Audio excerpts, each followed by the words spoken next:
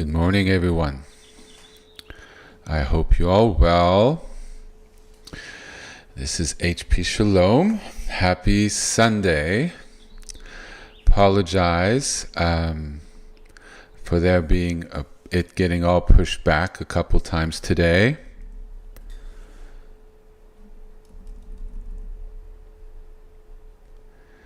Hold on, I am checking the quality of the sound.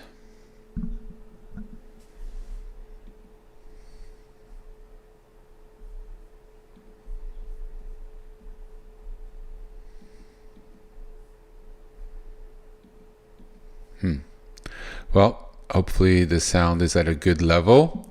I am not speaking from my computer. Completely crashed, couldn't be reinstalled. So I've been scrambling. It's been an interesting week. You know, at the age of 12 or 13, I asked God to have an interesting life. Not for it to be a boring one. Well, careful what you wish for. So, I'm going to take a moment, and I have a wonderful teaching for you all. It's the continuation of last week's. Last week's was fire. I learned a lot studying for it. And contemplating it. So much power in an image, huh? An image tells 1,000 words. Well, I've been contemplating this image a little more. Wanted to do a little more research, but the whole PayPal thing really took most of my time. But there was something towards the end of last week's teaching, and I wanted to speak more about a portion of the Merkava vision that was had. And so I'll be elaborating on that today and linking it with mantra. So fasten your seatbelts. I want to say we're going into 8th gear.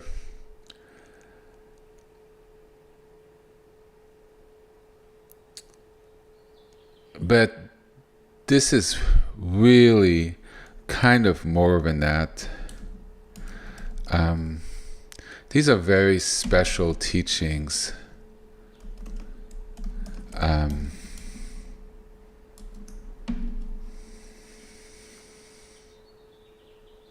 You know, I'll say the word. I know some people, view words in a certain way, and I don't like saying words which people might misconstrue, but it fits here. And then I'll explain what I view as the definition of the word.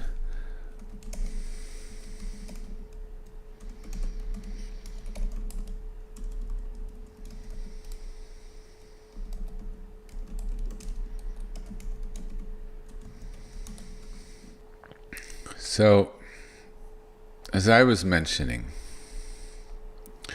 these teachings are very special. They're of sort of a special class of teachings.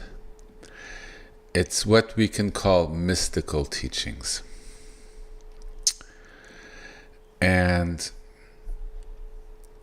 it's really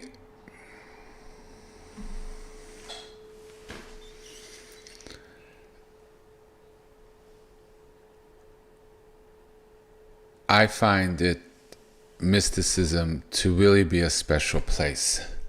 It's full of awe. Let me give and wonder and exploration in trying to understand. And it's defined as the pursuit of direct personal experience of the divine or ultimate reality, often through inner transformation, contemplation, and union with the sacred beyond the bounds of ordinary perception, reason, or ritual. it's trying to connect with God. It's seeking that first-hand inner encounter with the divine, with Abba, Yahweh, Hashem, Adonai, rather than just a belief about it. It transcends our senses of intellect and our physical senses. A true mystic like Ezekiel and the Chariot, Merkava Chariot teachings really went beyond our normal reality and had a very, very, very, very, very, very profound vision, which guides us to this day. He had a sense of connection, and it is transformational for him and us. It transforms our soul, our thoughts, our minds, our practices, and reorients us towards a divine will, which of course includes humility, love, and service, and a desire to reconnect with God and to follow His will.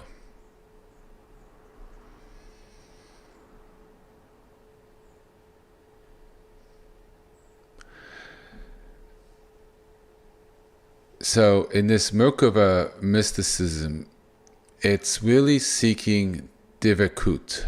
We cleave to God. We wish to follow His way. And as we see with what Ezekiel shows us, it's really the path of the Sefirot and the tree of life. The connection as we clear our Sefirot allows us to have a deeper connection with God. You see? Doing our mantras clears that connection. We go from up the tree through the central column. And sadly, since I no longer have connection to my computer, I cannot show you an image of the tree of life, but I'm sure you've seen it over the last many weeks. So hopefully you have a copy on your computer or something. Let me check real fast if I have put it on my website. I can download it. I don't think I did. Well, it's the central channel. It's the middle column. No. So, as we weave and clear that sort of experience that's beyond us is possible, because we always have that connection to wisdom and divine understanding, the three upper Sefirot. Yes, sort of that triad at the top of the tree of life.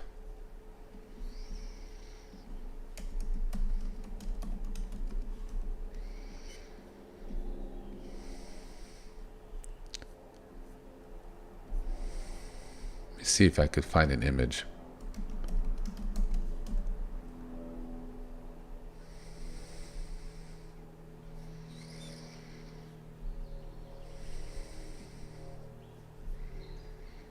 There's a nice one.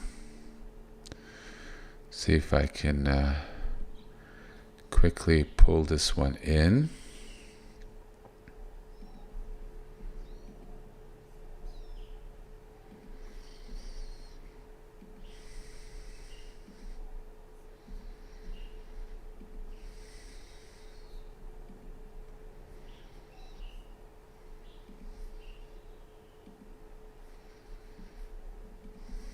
Yeah.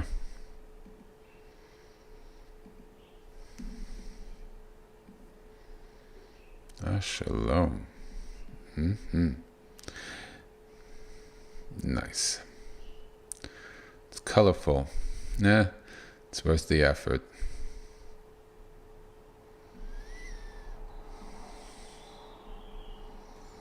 There's our friend. Tree of Life. There's no English. But remember, so the first three at the very top with Keter, Bina, and I can't quite see. Let me open and Hokmah. So Hokmah is wisdom and Bina is understanding. So as we clear the lower ones, the ones beneath, right? The 7 beneath, the 7 lower ones, including kingdom, the one at the very bottom, that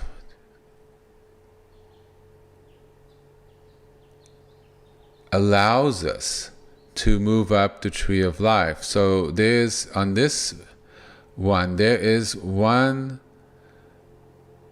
connection missing, and that's from Tiferet up to Keter. That, in a way, sort of is the bridge we're trying to make. We're trying to go from kingdom. See, it's not right what I just put up. So this is why you have to be careful. It says Shekhinah at the bottom. Yeah, so this is a good example. I like showing by example. That is not a good one to put up. There's a missing connection, and the name on the lower Sefirot, which I do as kingdom, is not showing as Malakut, which is what I'm used to. Maybe this is something also okay, but maybe not.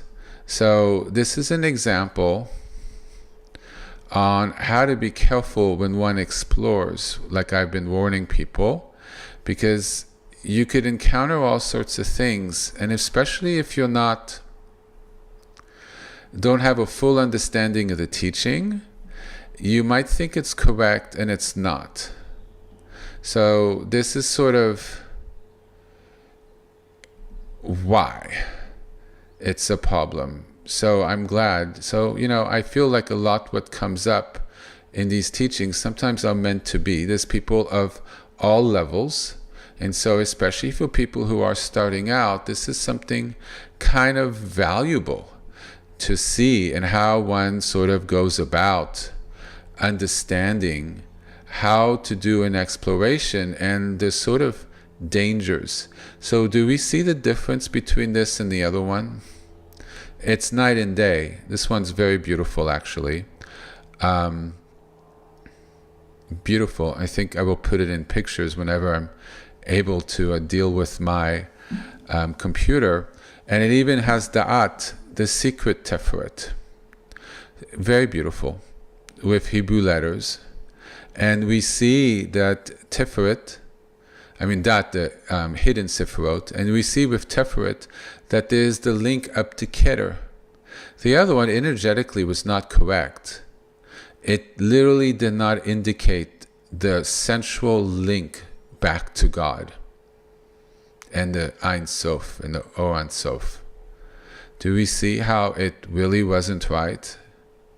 And by us looking at it, our conscious or subconscious mind would recognize that, whether we're aware of it or not, and therefore we're creating in our minds or subconscious mind the concept that it's broken and may not exist, which is completely wrong.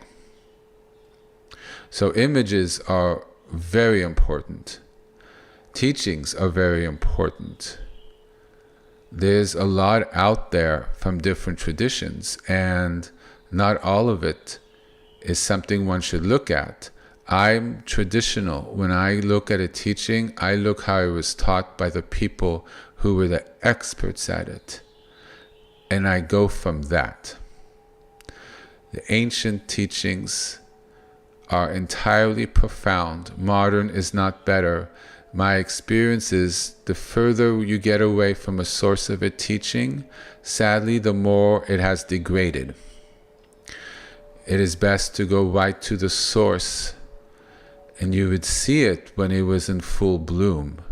These teachings of the Tree of Life were in full bloom many, many centuries ago. So 1500s, 1300s, 1600s, into modern time, but it was, it's a couple hundred years ago before, it's been a while. So it's important. So what I wish to share today is to continue on the Merkava teaching. It was a sharing of vision that indicated extremely profound way of going along and learning how to connect with God. So as you see with this wonderful image here,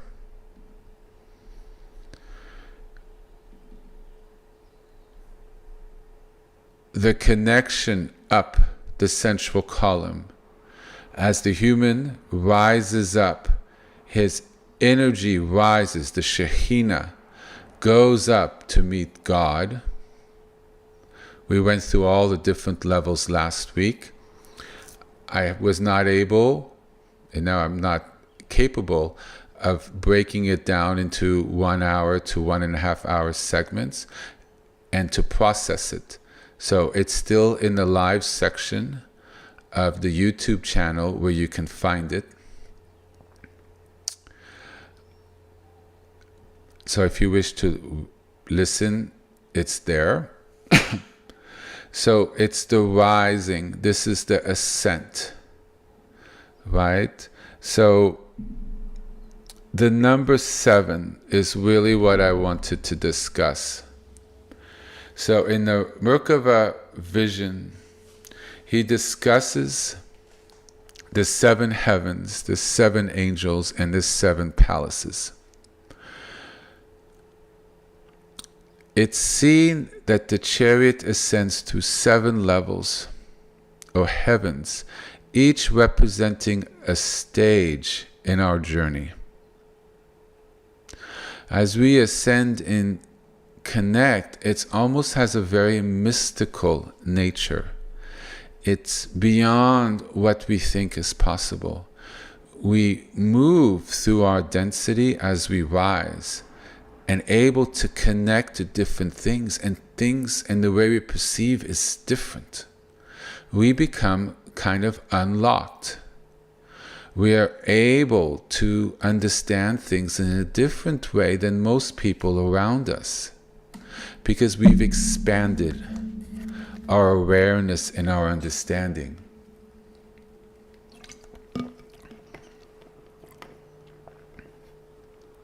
The 7 angels that accompany the chariot or guard the chariot,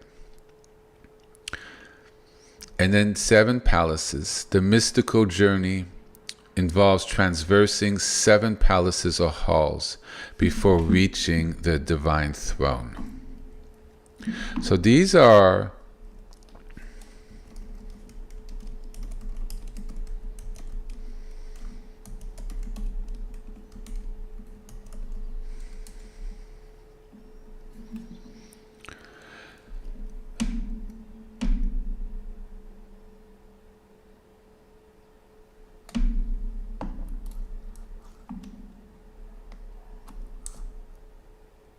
so in the teaching, the vision,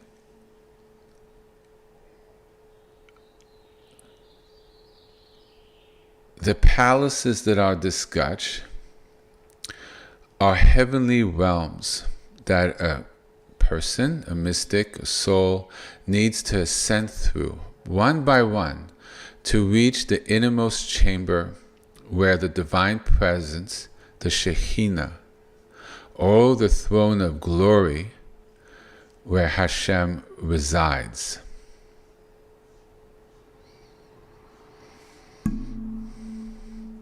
So as we see this vision we have is that ascend, and we remember the rainbow lights are the blessings of God that descend as we reach up, clearing each Sefirot. The number 7 on its own represents the number of completion and spiritual fullness. It is a very, very blessed number, cannot be divided. It's a powerful number. It also corresponds to the 7 Sefirot. All of this is not a coincidence that there's a lot of 7s. It all comes back down to the Sefirot.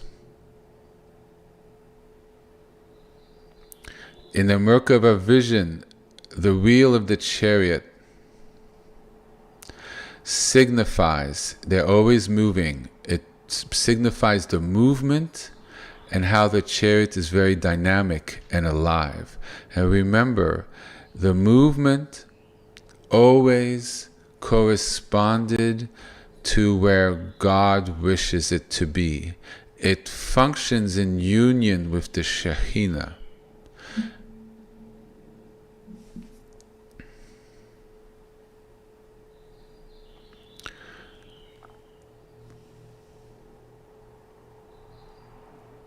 So the lower 7 Sefirot are different aspects of our emanation and also of divine emanation, and different levels of our journey. It can reflect different divine qualities if it's going from the top down, from Yahweh down, from Adonai down, or also with regard to how the energy moves in our body. It could show how we're off balance with different blocks to open too much of the female aspect of the energy, or to close down, tight, focused too much of the masculine energy. And to find the balance where everything flows, where we're not stuck, is when we flow properly. So it's a blessing down of all the Sefirot as our understanding of the rainbow lights that I discussed there last week on the vision, and also our ascent as we clear. As we ascend, our energy rises like the person has wings, as in the vision, in the picture, and we become lighter as we clear. Our energy rises up, and then the energy comes down.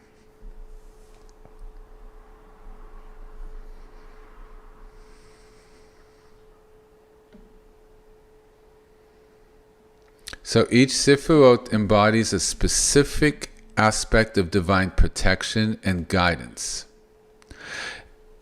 And each guardian would correspond to a different quality, a guide or protection for those who journey through these mystical palaces towards the divine.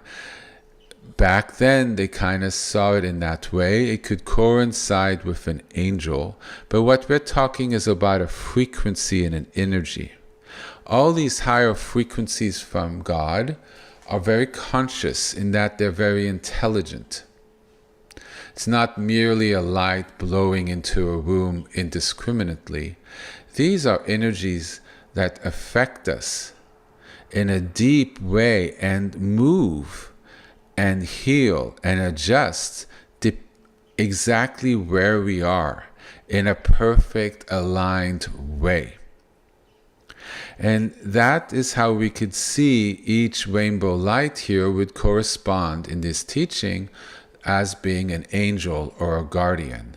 Each one has sort of its role, and it's aligned with each Sefirot.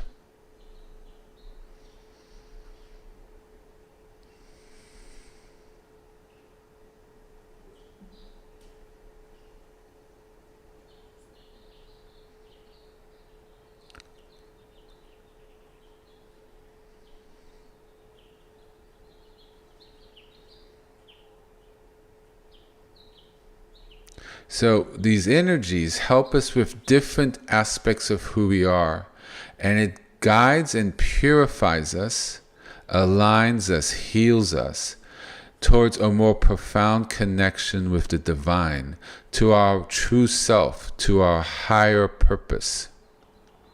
And really the ascent through the Merkava chariot, the ascent with the aid of the Shekhinah and riding the Shekhinah back towards God, is a journey of returning to our divine source, aligning ourselves with the pure emanating light of God.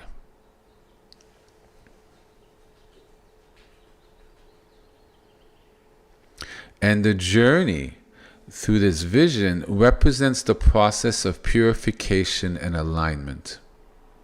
And each energy, viewed, embodied as an angel, signified, or the vision showed it as an angel. These energies from God are meant to guide and support us, helping us to refine, heal, and align each Sefirot back to its pristine, aligned nature. That's our birthright. The guardianship of Yahweh, of the Shekhinah, or the 7 angels that surround the chariot, is really a sacred act of spiritual guidance. And it ensures that we evolve. As our alignment, each Sefirot, is restored to its highest potential, as we clear. So we rise up Jacob's ladder, we go one step higher, and we clear. And as we get higher, we're closer to the blessings. We're closer to the blessings that are associated with that level of attainment. Each has its different mix. Each needs something a little different, because as we move, we work at different levels of each palace, each Sefirot, and also we're able to work more with Sefirots that are higher up. Therefore, the mix of what we need of blessings change, because the sort of lay of the land has changed. At the beginning, one needs a lot of motivation and encouragement and deep healing to become a little lighter. As one moves on, you're in greater need of wisdom and understanding and able to connect with the energy. And then different blessings are necessary depending on the stage that one is on. And as one works on a particular aspect of healing, it not only affects where we are, but also things we have worked through or partially also heal as well, whether we're aware of it or not. It's not we're just healing X. We're healing everything in our system, because as one heals one part, which we're aware of, what we're working on, it fundamentally links to everything in our emotional system, our bodies, our psyche. They're all the Sefirots, as we can see from the image, are very much linked. Nothing is in isolation here. I mean, do we see here? They're linked diagonally, they're linked up and down, they're linked sideways. This is so important to understand. Nothing in our minds, our bodies, or subconscious exists in isolation. So if we're like clearing Hesed, do you see how it affects Dot? How it affects, I have to blow it up so I could read.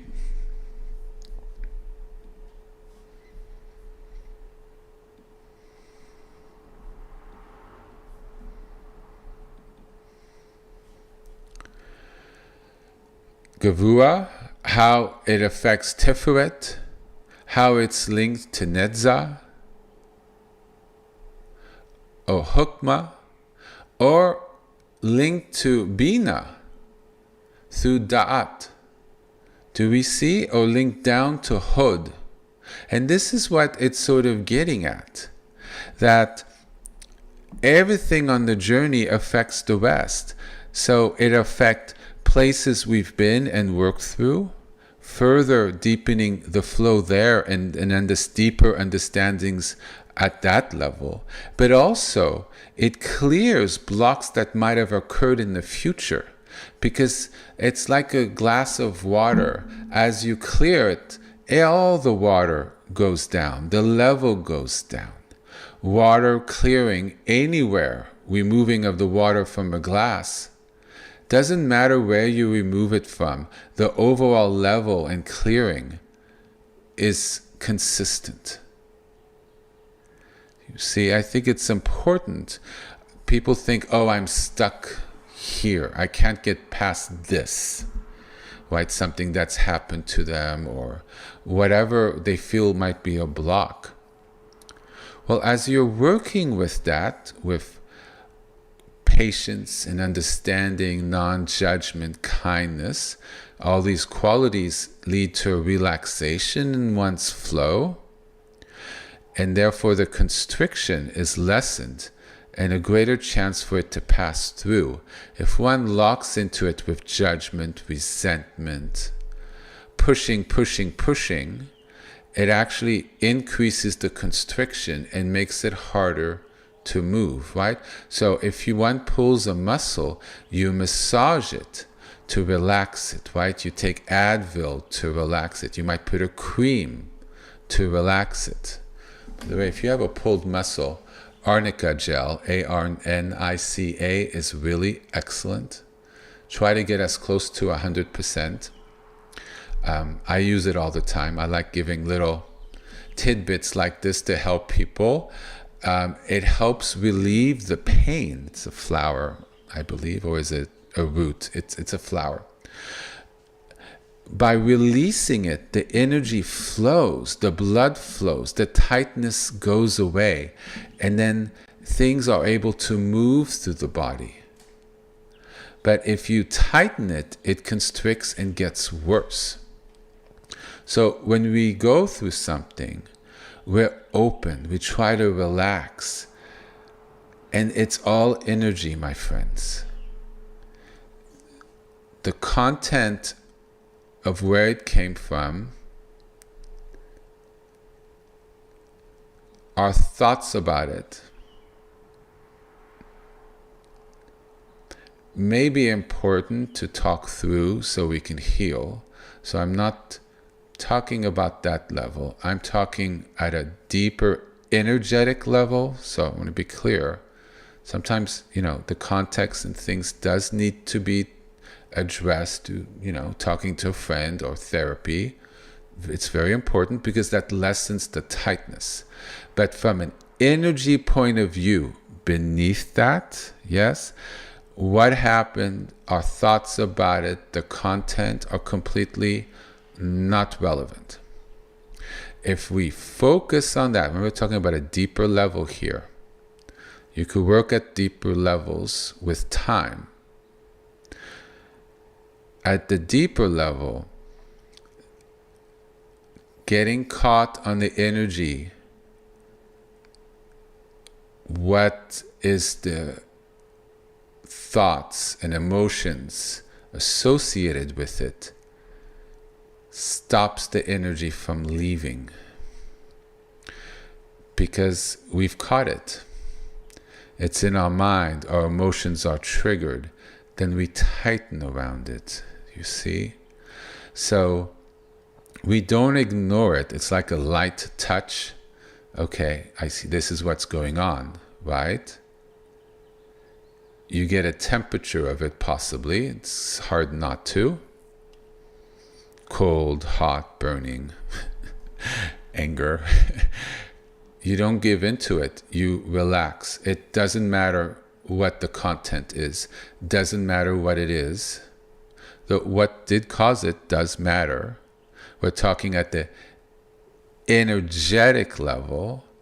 It's about allowing the energy to leave. Sometimes when I'm in deep meditation, this huge thing just leaves my body And I'm like, oh my God, what was that? And I would be like, thank God I don't know what the content of that was.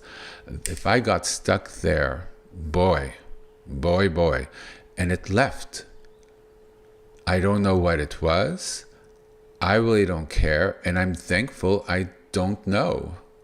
The point is the clearing, the lowering of the level of the glass or the battery, the tension, the charge in the battery being lowered. That's ultimately what matters. So if you look at the tree of life, we get stuck when our battery is at 100%. All these connections of the Sefirot are all clogged. So it doesn't matter where the lowering of the temperature, where the clearing comes from. The major clearing could come from hood. It can come from, it doesn't matter what orientation it comes from, but it lowers the charge overall. So in another place, there might be more movement. In a place we're not even aware of. And so the point is to relax. So when we do mantra, we let go. This all is going to link back to mantra, by the way. Hint, hint. Just to give you a heads up where we're headed. You let go into the flow. Yes. And the energy of the blessed vibrations. And that weaves through our bodies, through our Sefiros. And it just naturally does its sort of blessing. It's sort of magic, for lack of a better word. We don't understand fully where it's working, what it's doing, but we sense better. We sense an alignment. We sense a connection, right? If you're doing it and you feel less connected and you feel worse, then something's going on. So I don't think it's possible for that to really happen with these blessed names. But maybe you're using the wrong combination or you're pushing too hard. You have to kind of work with it and get sort of your sea legs about it. But one feels better, more aligned, mind calmer, because the disordered energy in our bodies are aligning more to the central column. Does that make sense? This is sort of what's going on within us. So I'm explaining it from an energetic point of view because that's how I walked my path. I did not have the blessings of these teachings to guide me. But I do understand energy. And I do understand on how to work with it. And it's very practical. If you keep it to energy, not only is it fascinating and you can't make this stuff up, but it eliminates certain problems of getting stuck there. Now, that doesn't mean I have not gone to therapy over certain issues that happen in my life, because I desperately need it. And I love my therapist to this day for it. It helped, because that's mental trauma. Those are thoughts that are linked directly into the mind, and that needs to sort of be addressed. But underneath it all is the foundation of energy. And the energy gets stuck in these different palaces, these different ways that our energy moves. If you go one level beneath the tree of life, you're getting to the chakras. And let me tell you, they're real. They are definitely real. I feel them. They are real. Just take my word for it. Look, we all hear of chakra blocks. Sounds 70s. No, it's a real thing. And it's literally where energy is blocked in our bodies. I've always had let me give you my major block. I've always had problems expressing myself, owning my power, and speaking up when somebody is doing something, or even able to give my opinion on things.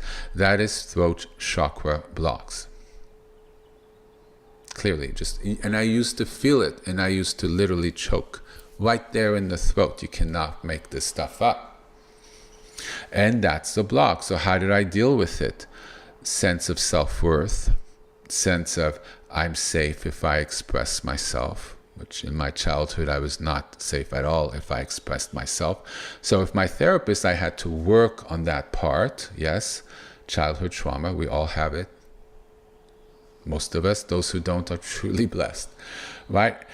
Right? So that helped, but it was also, see, the thought slipped from my mind. Give me a second here.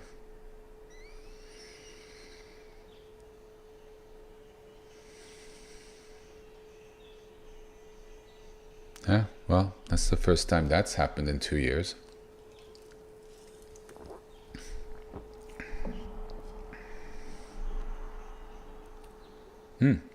Well, let's move back to my notes. Maybe it wasn't meant to be.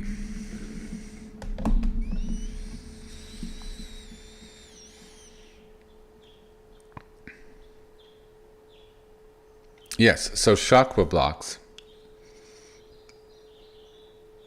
I worked on that, and that works with different chakras other than the throat, but it helped eliminate the distortion.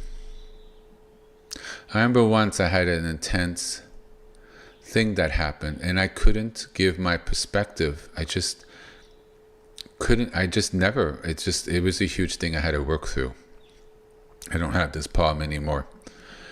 It took years, and I was well into my 30s. So we're dealing in early 40s. It's, things take a while sometimes. The issue, I was literally choking. I literally was choking in my throat, and I felt this massive ball there. That's an energy issue. Couldn't express, couldn't speak, and the energy got stuck in the throat. People have heart blocks, heart chakra. They can't feel things. They don't understand or emphasize with people. Sometimes comes with trauma, or sometimes that's just the way they naturally are. And we could try to work with that. People can't have a vision. They can't connect with God. They feel disconnected. That's the upper chakras, third eye, the crown.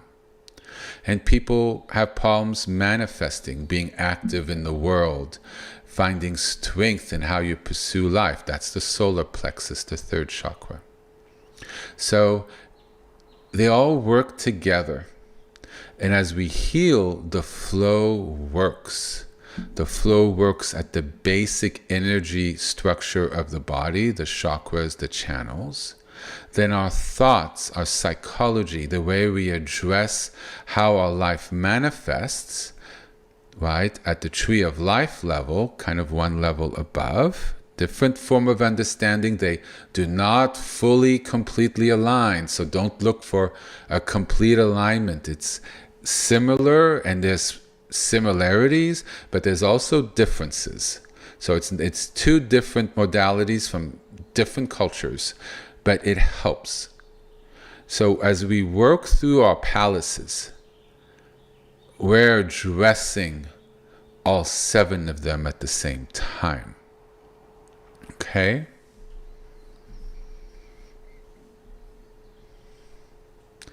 This is where it gets profound, my friends. So that was literally the structure. So these angels, these energies, right? So you have to remember the vision was a long time ago. The understanding of energies and different energies is not quite as evolved, more than likely, or maybe they were more evolved than we were. But we've had many centuries to come to a deeper understanding of frequencies and energies, so they called them angels. But even in these teachings, they're seen as the extensions or manifestations of the Shekhinah, as these teachings evolved with time. And it's really God's energy manifested here, the Shekhinah, that guides us, our souls, our presence, our consciousness through the divine chariot. And the Shekhinah's presence is felt as a nurturing, protective force, ensuring that the journey through each palace is aligned with divine will, We are not alone when we do this. We are not fumbling in the dark. Even if we're starting and it feels a little clunky, there's a lot of grace and blessing, and the energy, the Shekhinah, will guide us. We have to have a little trust with awareness. Where am I going? Am I feeling better? How is this progressing? Oh, this is, it's, wow, I'm kind of like this. It feels good, and I feel like, wow, it's making a positive difference. Then please continue, right? So there's always an awareness as to what we're doing. It's never just launching ourselves blindly through and never assessing. We don't drive our car without looking at the exits and make sure we're on the right direction, right? A couple times I was not paying attention.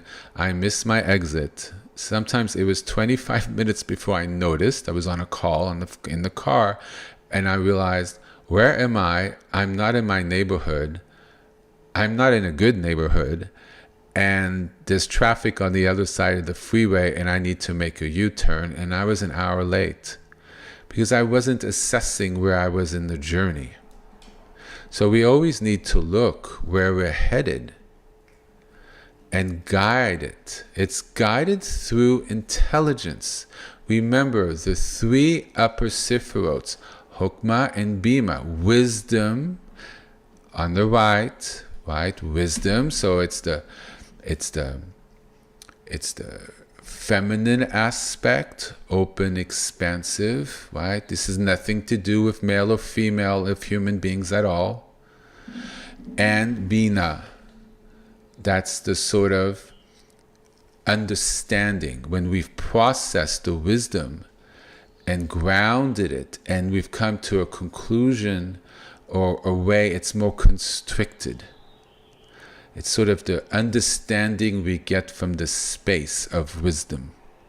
Does that make sense? And so we walk smartly. If we walk blindly, oh, everything good, everything love, oh yeah, if you don't think it is, then it don't exist. I've spoken about this before. That's a lot of chokmah, and I would say it's a lot of space, but not with a lot of wisdom. And there's certainly a lack of understanding to the reality. Yes?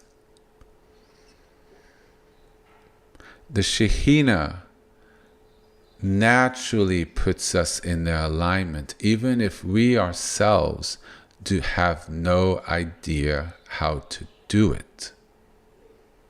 It's a very important point. So we look where we are in the freeway, we're assessing, we're intelligent, not when we're doing the practice. Though sometimes I say, take a moment, look where you are. How did you feel 5-10 minutes ago? That's how you get confidence and understanding in your assessing. Are you feeling more amped up? Does that make you feel unwell? Then maybe it's not the right name. I will get more into that a little later. But we're always sort of assessing, and we don't necessarily know. We have confidence in the path, and we have confidence in the names, and we feel confident on how it's leading us, because we could feel and we could see differences, and they're positive. But we don't necessarily know which way we're going to turn. It's because we're riding the chariot of the Merkava, Shekhinah. You see, the chariot is the embodiment of God's blessings, which we see in this picture with the rainbow color lights. That's the manifestation of the blessings of the Shekhinah. Told you it was going to get profound. One moment.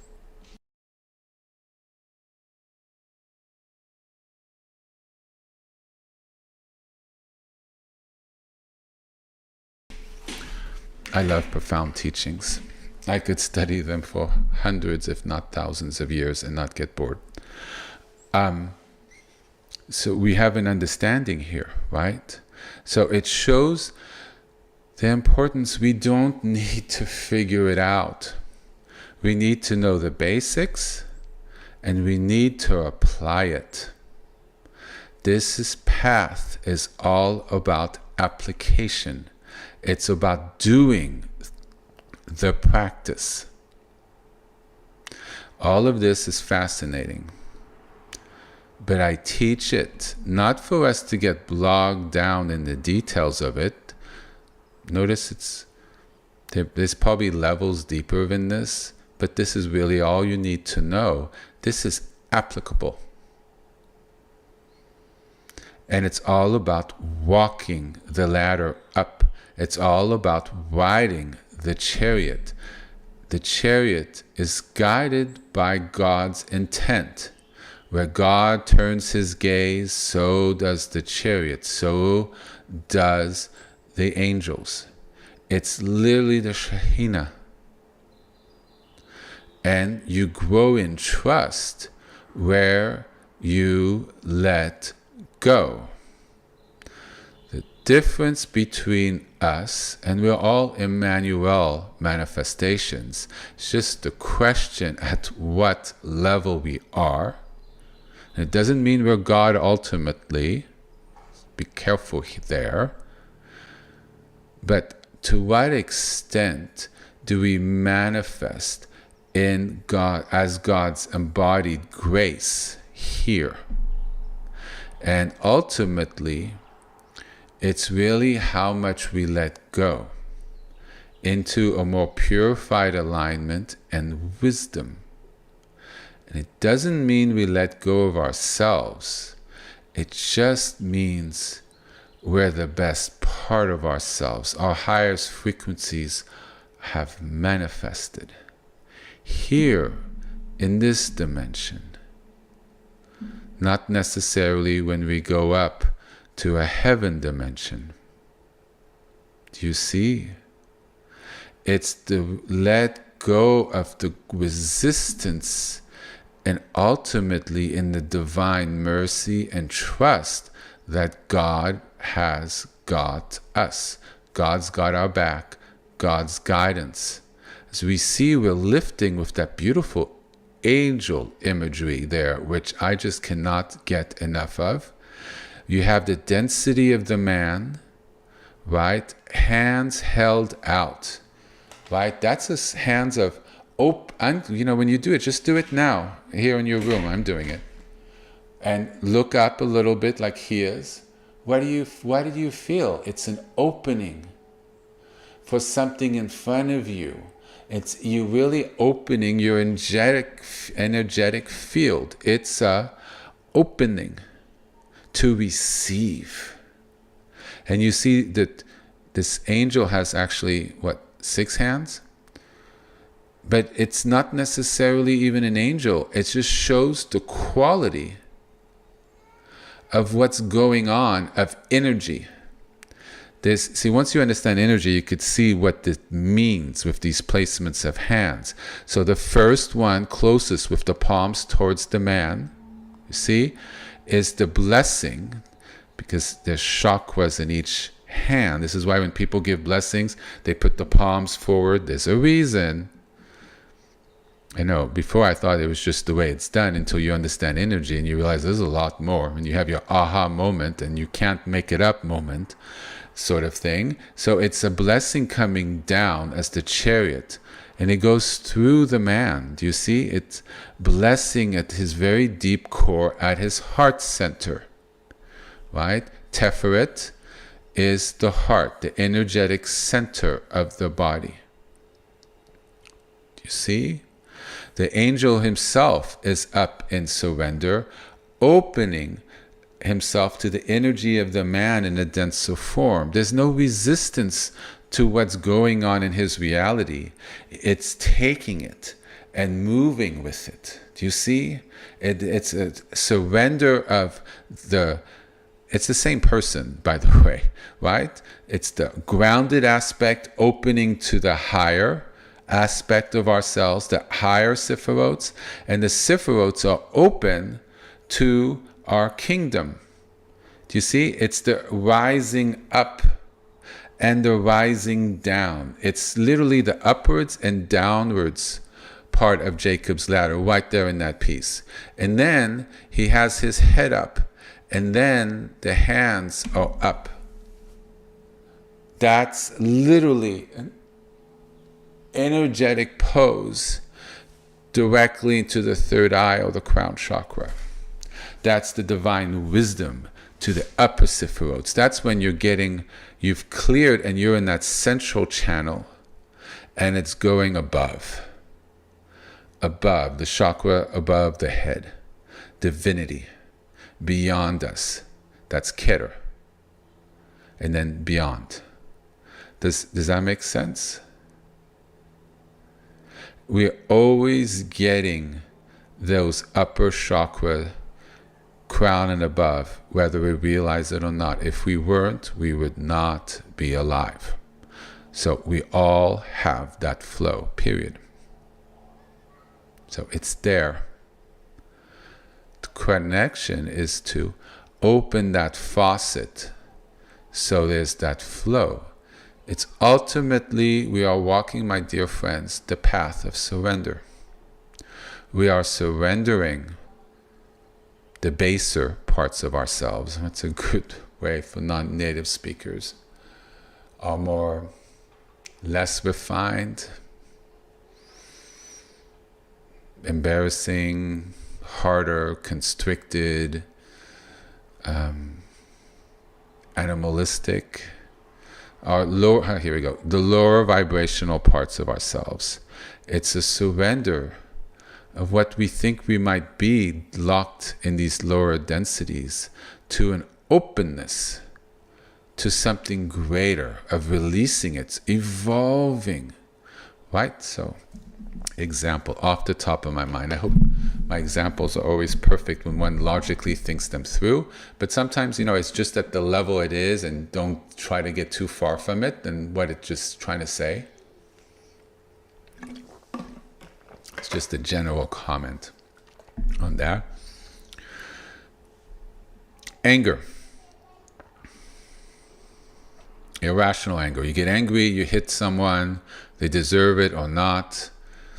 Does anybody ever deserve it? Well, if you're being attacked and it's self-defense, and you need to, well, then you need to. Self-defense. Bible, you defend yourself. That's legit, right? Proper exercise of a more aggressive act, right? But victimizing people or randomly hitting people, whatever, not so good. But here's the healing.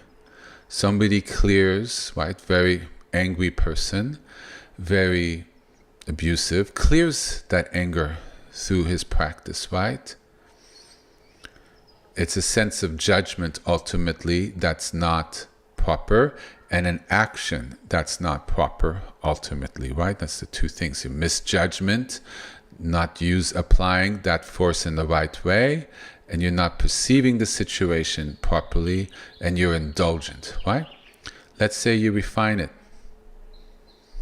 Well, aren't those refined characteristics with the intelligence on how to refine it and not how to act on it, which is wisdom, right? You need the wisdom.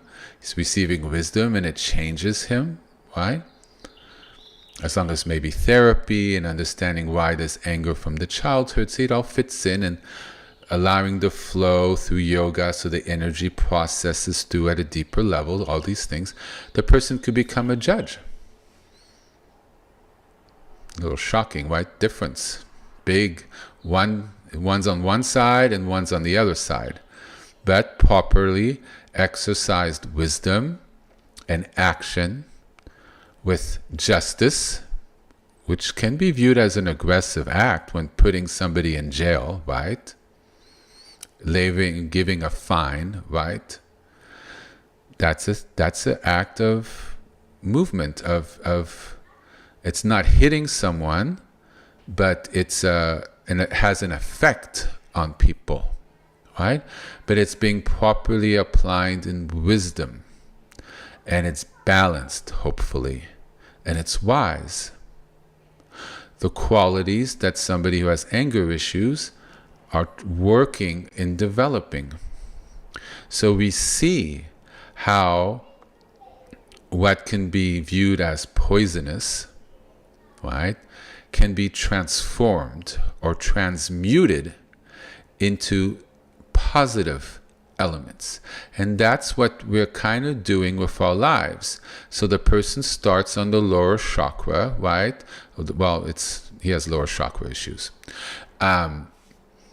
You see the person at the bottom, he's opening himself up to changing, right?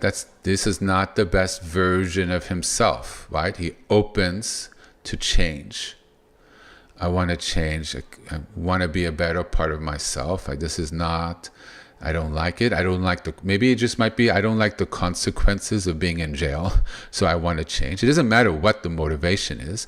The motivation is you wish to change, you open. And as you evolve, higher aspects come up, the refined versions of those qualities. You see the wisdom that person's innocent, I shouldn't hit him, that wisdom, that violence in this situation is not proper, the wisdom of there's going to be consequences I don't want in my life if I go down this route, and the control to refrain from those actions as he walks up. So people are afraid they're going to lose themselves as they do this. It is a fear. I had it. Everybody does. This is why I gave this example. Has he lost himself? Is that no longer him? That's food for thought. That's a good thing to contemplate and to come to your understanding.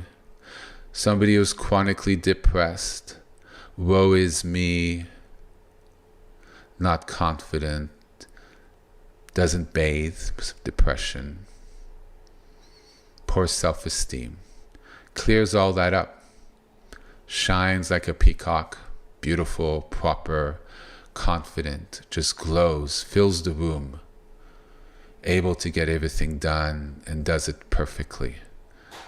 Is that a different person? Yeah? Still the same person. Very much so, and a happier point.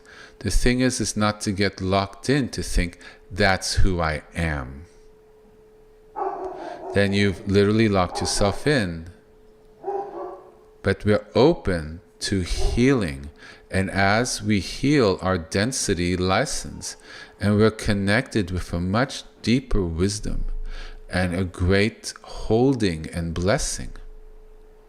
Yes?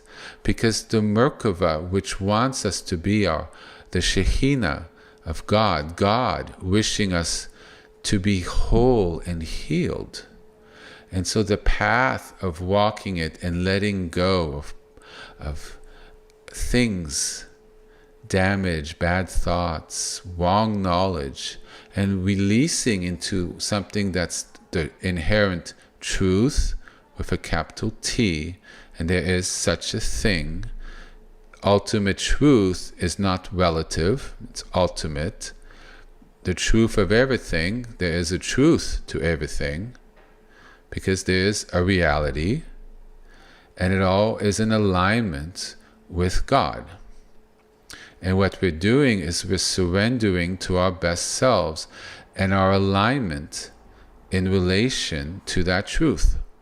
And everybody has a different personality, so their orientation to that truth and how it manifests in their individual lives, that part is relative and specific to each individual. This is why we have different paths. This is why one person might like one mantra or the other, while what one person might like one aspect or kind of my teachings or practices and not necessarily another one.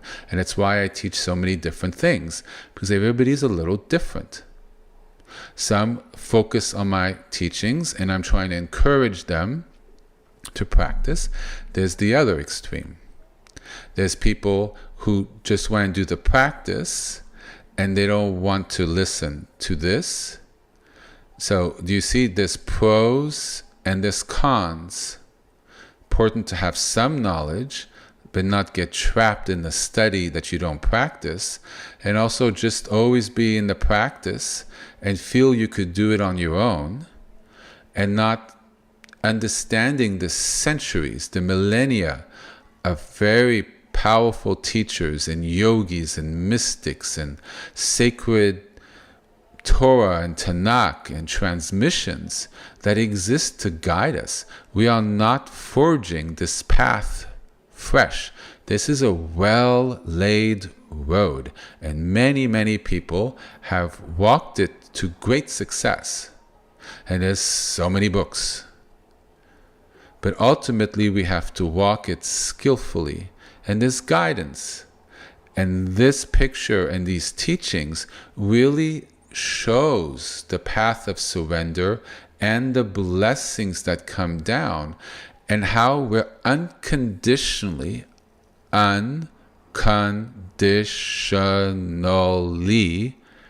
held. Especially when you make the effort, because it is noble. It's highly respectable. And it doesn't matter from which place or frequency from which you start, because you're making that effort. Yes? Nobody is beyond redemption.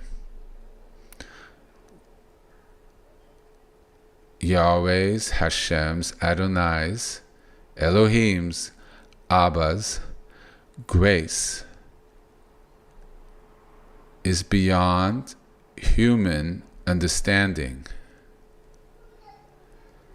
Ultimately, he wants us all to come back to him.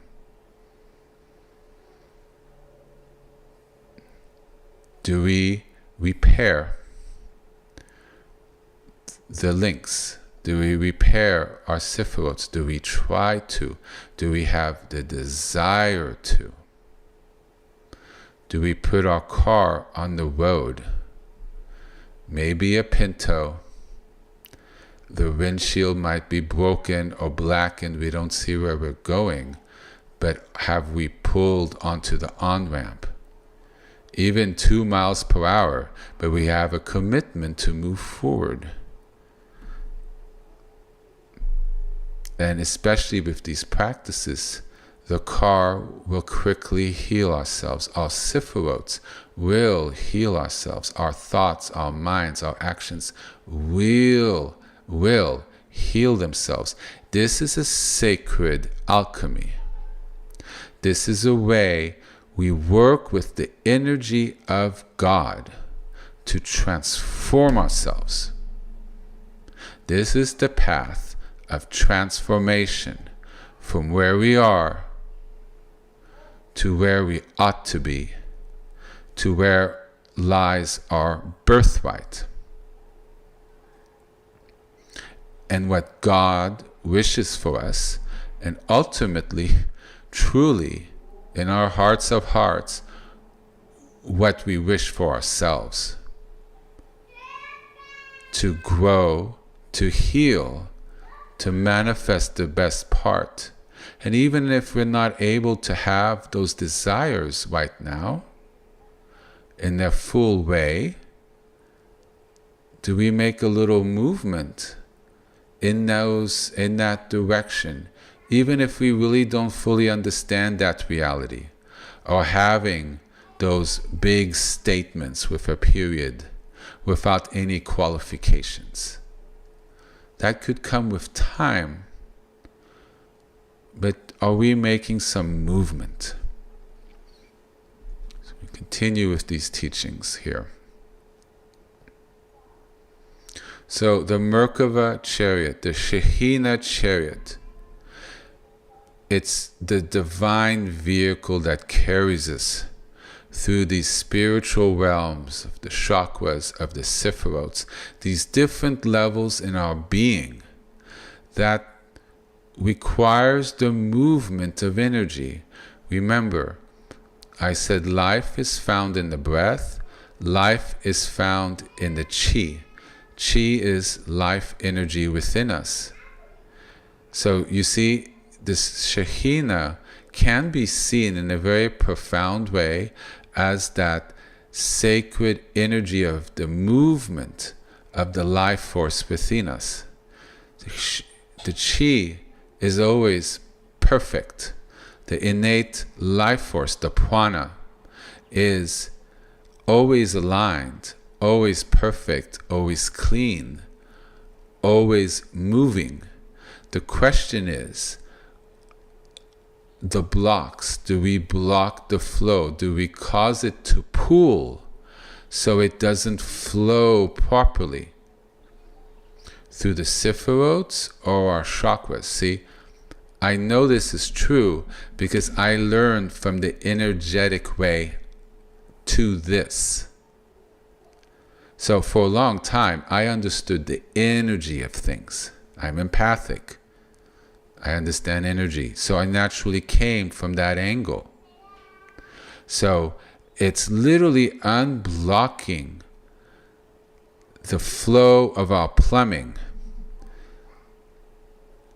psychic thoughts, subconscious thoughts, energy flows, energy currents in our minds, through our pathways in our minds and in our bodies. Are we making that cleansing so it flows properly? There's a young person outside. Let me close the window.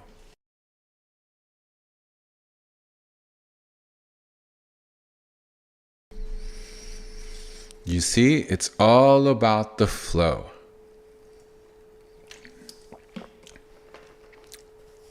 Now, I wouldn't necessarily...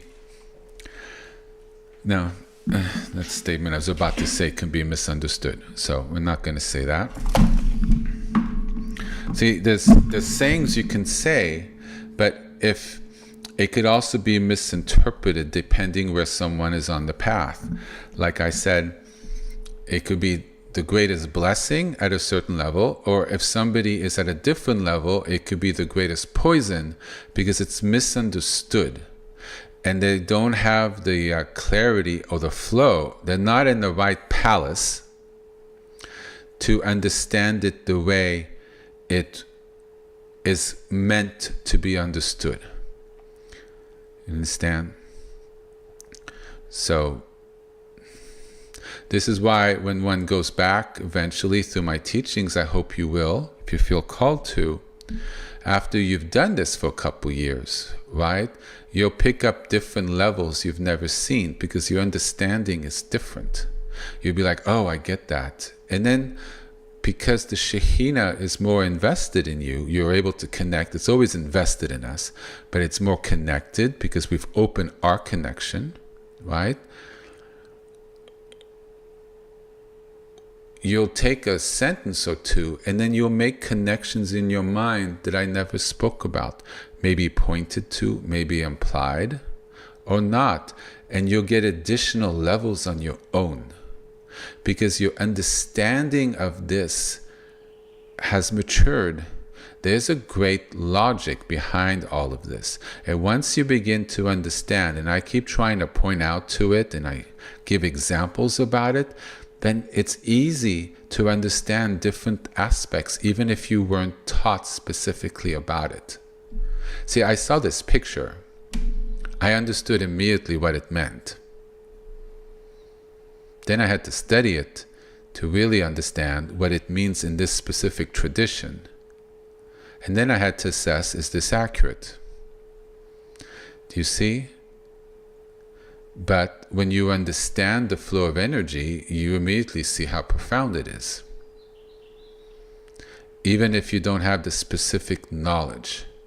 But me sharing the knowledge clearly and repeating myself from last week and this week with different examples, hopefully clarifies that this is the entire path, regardless of the level that you are at. This is literally what we are all doing. And it's safe.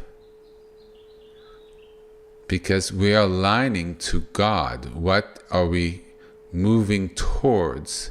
Where are we going? But even if you don't believe in God, and I'm sure there's people who are listening who don't, and you are more than welcome, or people of different religions, try this if you feel appropriate for you, and see where it goes energetically. At the very least, you'll have a healing, and at the very least, you'll come to an understanding. There's never a commitment. You're not signing on the dotted line. But it's a trial and error. And even if you believe in God, and even if you come from this tradition, this is the Jewish tradition here we're talking about, there still needs to be a desire to try. And there might be fear there. But hopefully I've explained enough that's the understanding that there doesn't need to be a fear here, because this is the path to live in greater keeping. It's the path of cleaving to God in a greater way and becoming better persons by working with the energy in our blocks in a very, very direct, powerful way. But it's not too much. And we just work on our own pace. But it's working with the Shekhinah and ourselves and manifesting the energy that clears with intelligence. I've gotten way ahead of myself on my notes, so if you can give me one moment as I go through.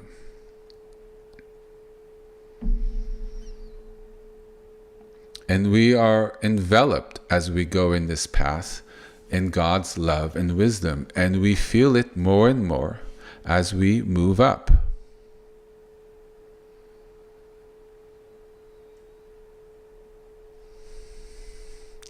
And these energies, or these angels, can be seated in the chariot. They move with it, or some appear to steer it or to guide it, but it's always in alignment with God. Just going back to the imagery here of the vision. And we become more and more aligned with the chariot as we move along the path, because the perfection that we're trying to ride and infuse with becomes more and more part of us. And the chariot surrounds us, it shelters us, it carries us. It descends to meet the seeker. And then it rises with us toward an ever greater union with God.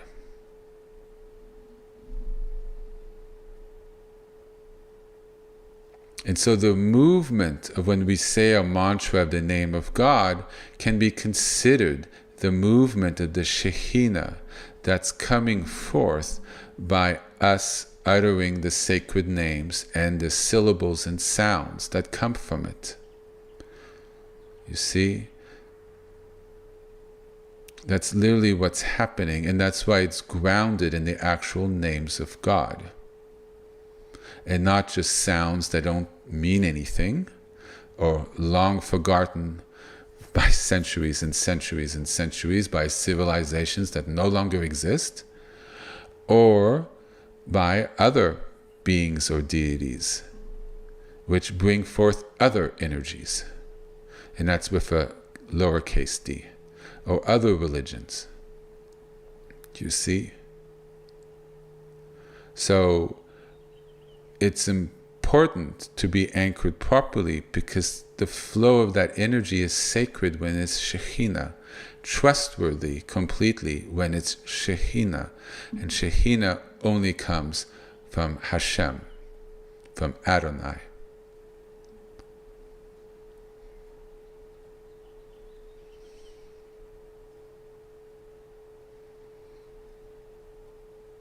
So the Shekhinah is not only, it's both the presence of God and the vehicle that God uses on this planet to help us. The energy, the blessing that transcends into this dimension, that flows, that's available. Otherwise, how would we get back there? How? What do we wouldn't, how? I don't think it'd be possible. How would we? There's a connection here. There's an energetic availability. Otherwise, we'd be moving in a void, and in a void, and we wouldn't know, like in space, how, what direction, in what way. There's no pull. There's nothing to feed us, nothing to give us that wisdom or hint. There's nothing to manifest with that mantra. It's cut off. We are not cut off. We are not cut off here.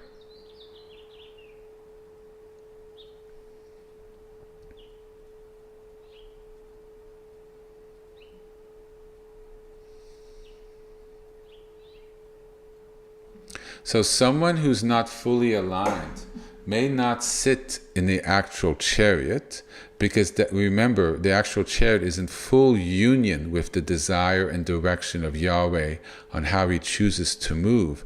But we could still be around it in its orbit, drawn by its pull, and occasionally touched or illuminated by its motion, by its energy. And at the beginning, it's a little here, a little there, maybe a little, oh my God, and then 3 or 4 months before another, oh my God, or a year.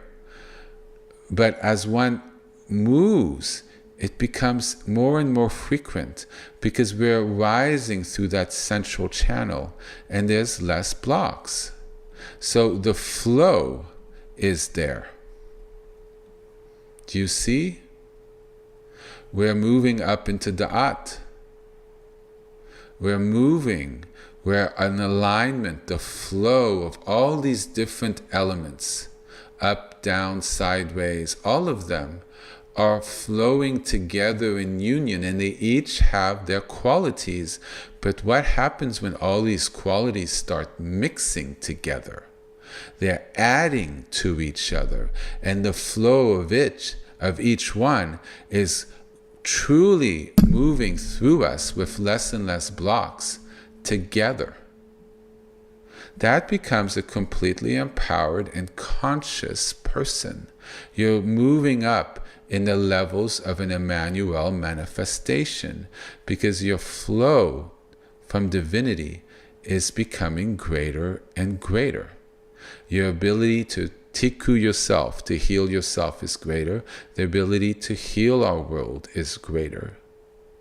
Our vibration rises. So when we naturally leave this world, we just naturally lift without any effort because we don't have density as much. We're already moved back, pulled back into our energetic body. We're moving towards Yesod. We're not fully up in kingdom, Malkut, but we're already so resonant with energy of our body, of our central, with all our Sefirots in Yesod, we're already moving up. And therefore, we're already up at that higher part of ourselves with the wings, more at an angelic high frequency. And then there's only one direction possible. You understand? But if we increase in our density and get heavier and heavier and heavier, then there's a lot of lack of an ability to connect with the higher frequencies, and that can cause a problem. We become more and more reliant on a great act of grace and blessing from Yahweh to transcend that. Versus by us doing and practicing and praying, doing mitzvot and learning and doing through our actions on the planet, how we treat each other, and doing our practice, we are naturally creating a situation where we always like the blessing and grace, but we're not dependent on it to transcend, because we've worked with those blessings during our life, so we're naturally already higher. When our body naturally, through what we've done, naturally increases, and it's already at a higher vibration. Do you see? We've done our work.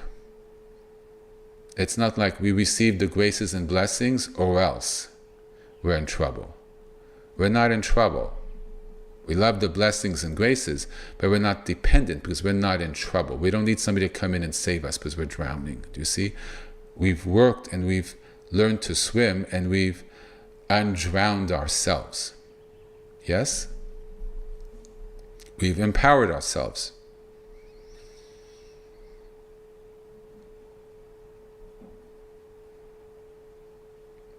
So along the path, people get close to the palaces. Well, that's a different theory, which I'm not discussing. It's older and it could be misunderstood.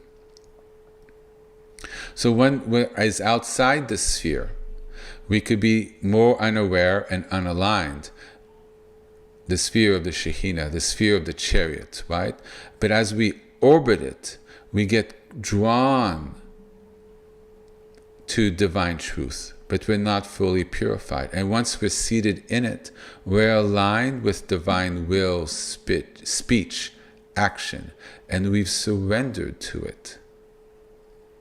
It's not we become enslaved by it, but we realize in our true self, we've always been resonating with that surrender, that alignment to truth.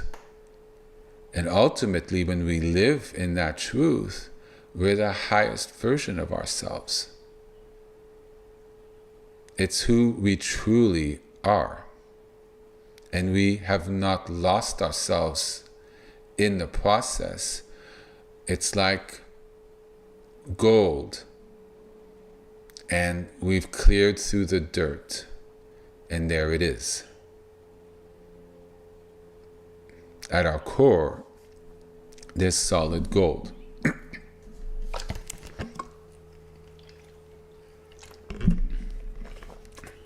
And that's a teaching across many traditions.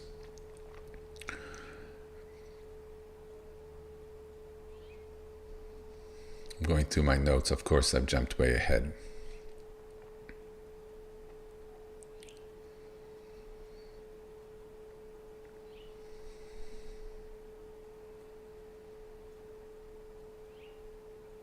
So one has to, at some point, watch out about too much study and work on surrendering, on presence.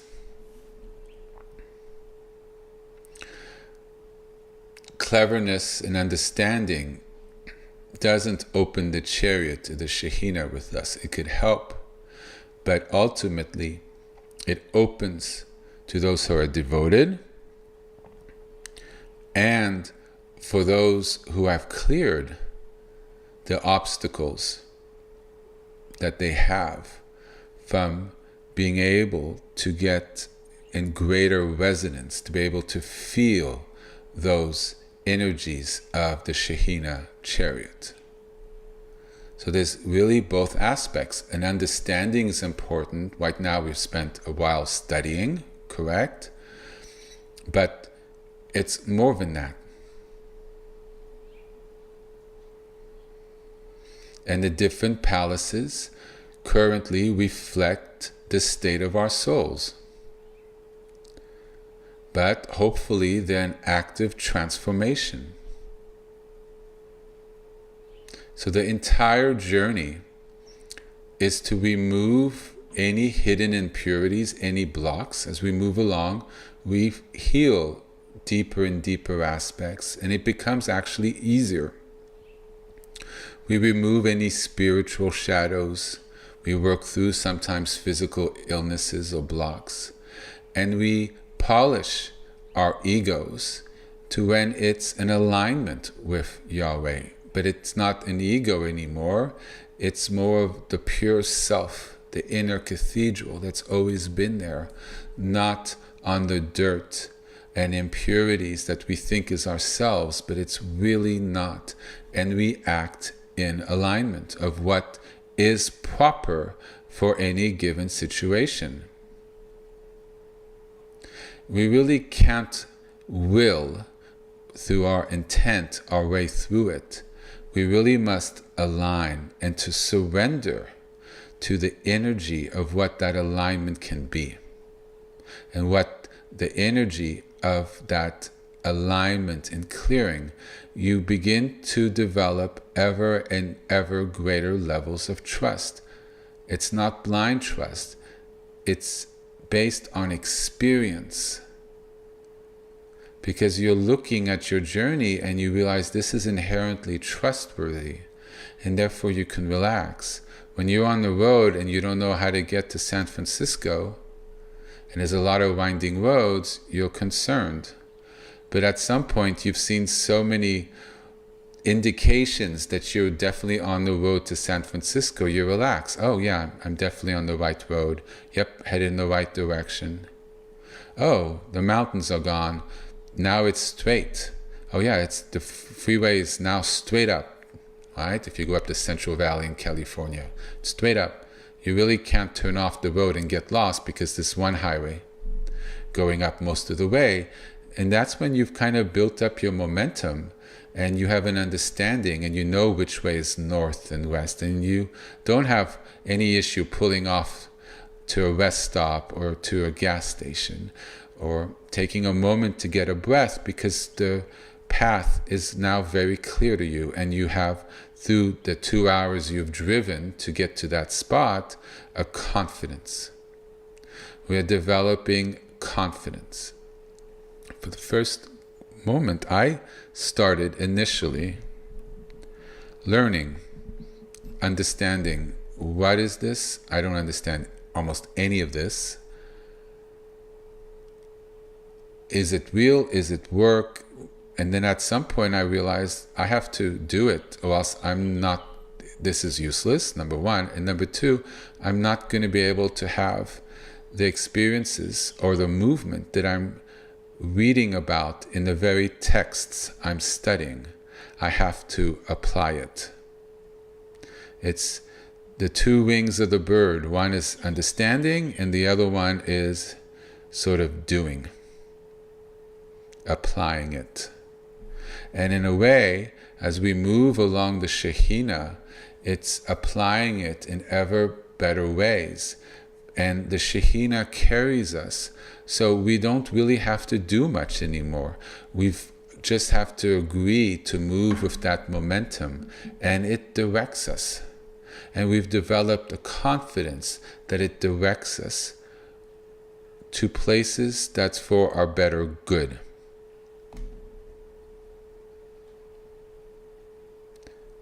And so the ascent is, you surrender, it transforms. If you get stuck in a place and you hold on to it, it can get uncomfortable. Because then you're locking into a density, which happens. Some things are dense. And then you work with it. But when you clear that, whole parts move and you're happier. You're not drawn to it. You know, some people on antidepressants based on trauma, bad trauma, PTSD. But if you do the therapy and you've cleared it, honestly, really have cleared it, then maybe antidepressants, your doctor might say one day, why don't we lower the dose? And then with the course of time, you're no longer on it because the need for it is no longer there. Because you've worked through it and you've transformed it. But when you were starting, you needed that help because you were stuck there and you had to process something that was very challenging. But also we don't go digging. Oh, blah, blah, did that. Oh my God, what did that friend do to me back then in 5th grade? Oh, he did that. Oh, he did that. Oh my God, I lost 3 friends because he lied behind my back.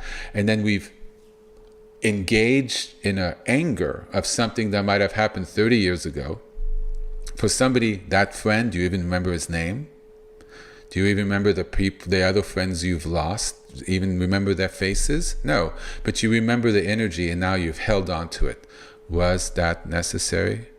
And have you held on to it so tightly that you're going to speak to a therapist about that particular issue, not some other issue? Do you see how you've created a density versus the energy? Oh, that happened. Oh, that hurt me. Oof. Exhale, release. You've touched on, you see it, let it go.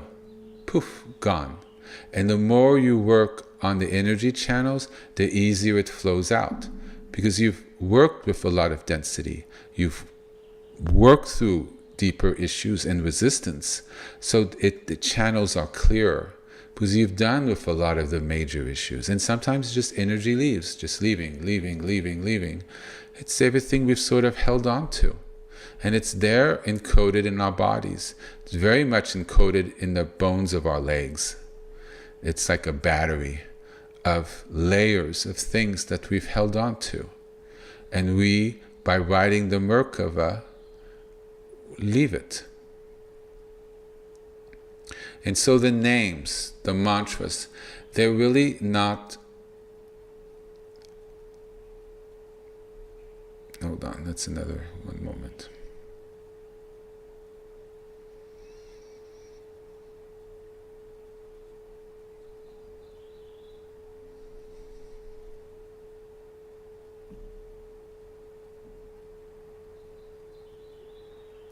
And we're not perfect.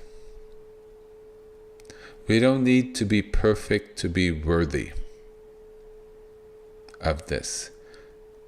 That's putting the cart, the wagon, in front of the horse. That's not how it works.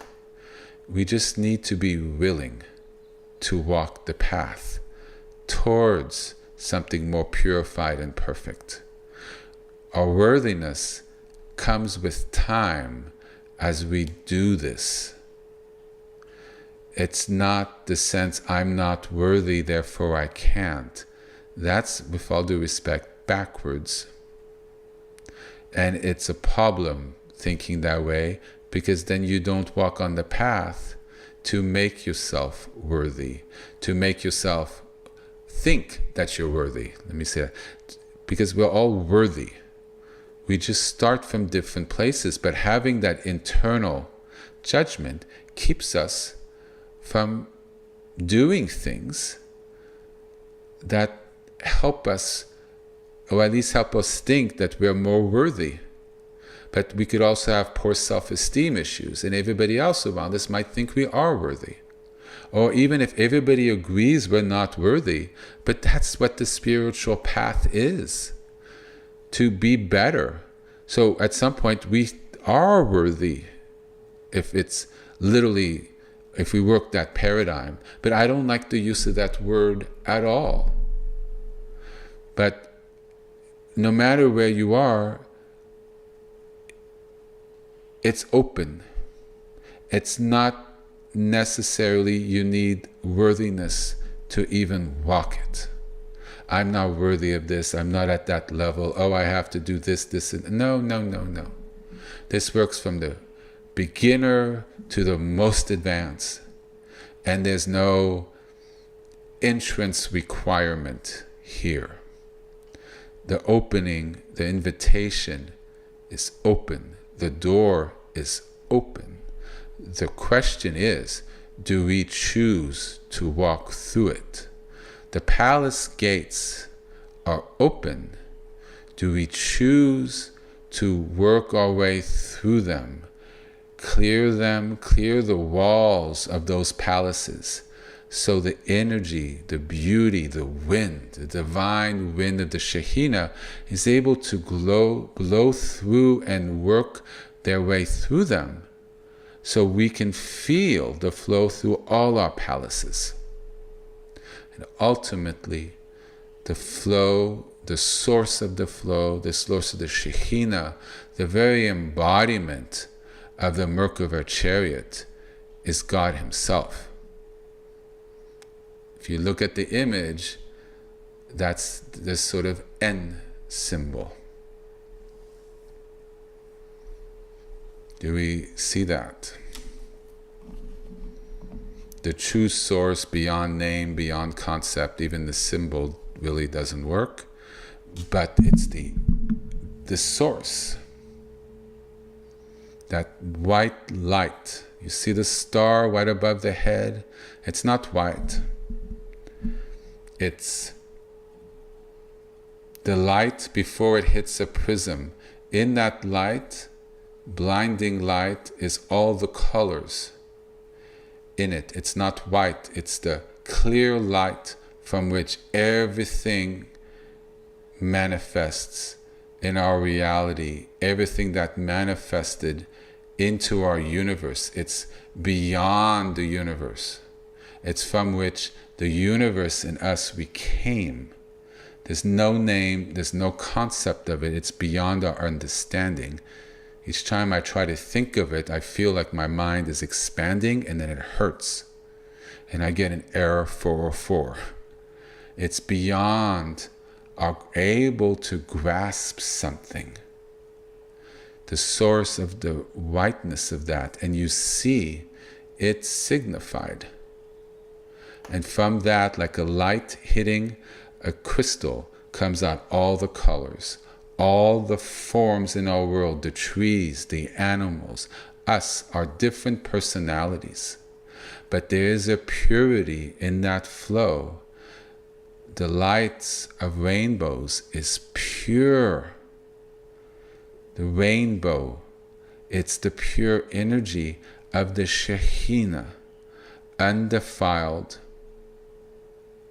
aligned, intelligent, not impure, full of blessing, but it comes from Yahweh.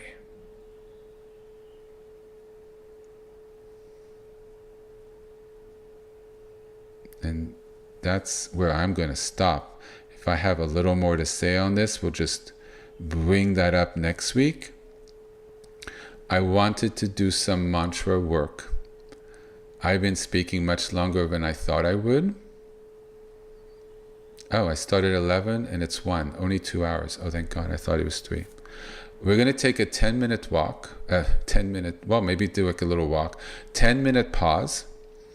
And then we're going to work a little bit, practice a little bit. I'm not going to teach new names. We're going to work on what we already have. And there's a little something I want to share about these. And we'll just do a little practice together, because that's literally the embodiment of what I've been talking about. The teaching is beautiful and great, and it's one of the most amazing teachings and blessings and images that I have come across in all my religious studies, period. If not the most amazing one I've ever come across. But it's not something to be framed on the wall or in a folder on a computer or even a wallpaper. Though, it could be quite inspiring to have it on the wallpaper to remind us that, and to have the blessings of that. The names in Hebrew there have great blessings. All that Hebrew, it has an energy and a current and a blessing in it, because what it refers to, and also the nature of the language and how the sounds of the language and how ancient it is, and the Torah was written in that language. It carries great blessing. So we get the blessing of the image. But it's not just that. What this image represents is a roadmap. And a roadmap is meant to be used. And it's an energetic roadmap. Clearing energy, writing energy, moving energy, directing energy. and going with the flow of that energy and releasing our resistance and our desire to go in different directions, which that energy is not moving us towards. We call it not being aligned. Misalignment from this sensual column. A little to the left, a little right. Your ego wants to do this, but we know we ought to do that. All of it is about being aligned. And the alignment comes from the central channel, from the central column. And these mantras here on your screen is the tools, the most powerful tools that I know of, which I've practiced and I've come to have an understanding of and a confidence in. And they've helped me. These are the most powerful technology that I know of to bring the Shekhinah that flows through these sacred names. These are doors to energy of the Shekhinah, of the Chariot. And we come to have experiences of it. And then we come to realize that the water is safe. And I teach how to navigate that water. 2-3 weeks ago, I gave a big teaching on mantra. Look in the video section. 2 weeks in a row, 3 weeks in a row, I've said so much about mantra and how to work it, and it flew through, and I did not prepare. It is 95% more than my teachers gave me. When I started, I got more teachings along the way. I read some more out of books, but a lot I've worked through on my own. On certain paths, they don't tell you things. So you make mistakes, you're fumbling in the dark, and honestly, it takes longer. I share so people feel safe and confident.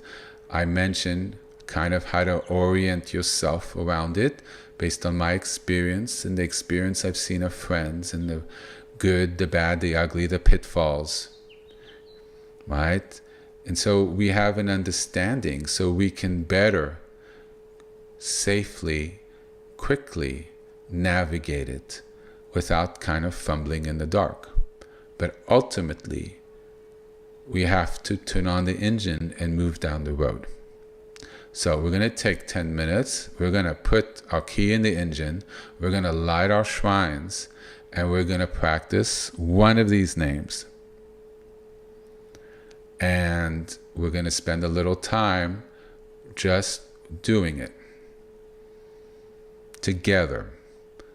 Group practice after having an understanding of what we're doing and the importance of it. Wonderful. 10 minutes, my friends, where we convene 1:13 p.m. Pacific time.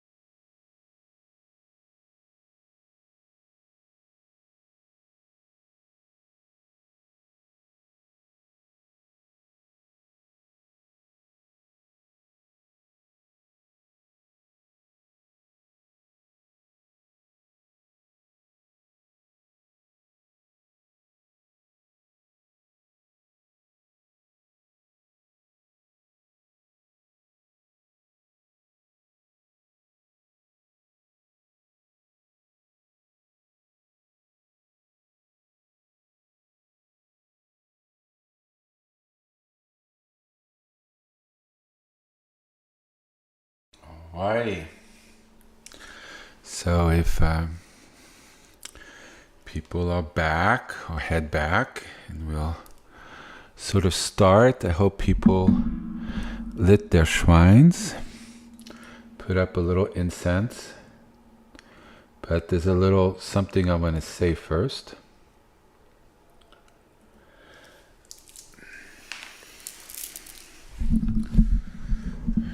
Move the microphone to the right spot. You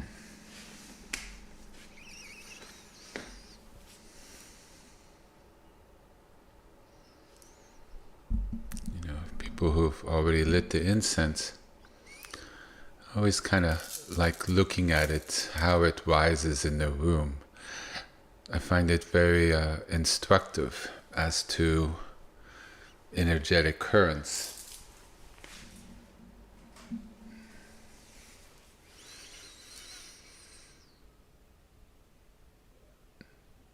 It's a real thing, and with time one kind of discovers the orientation of that.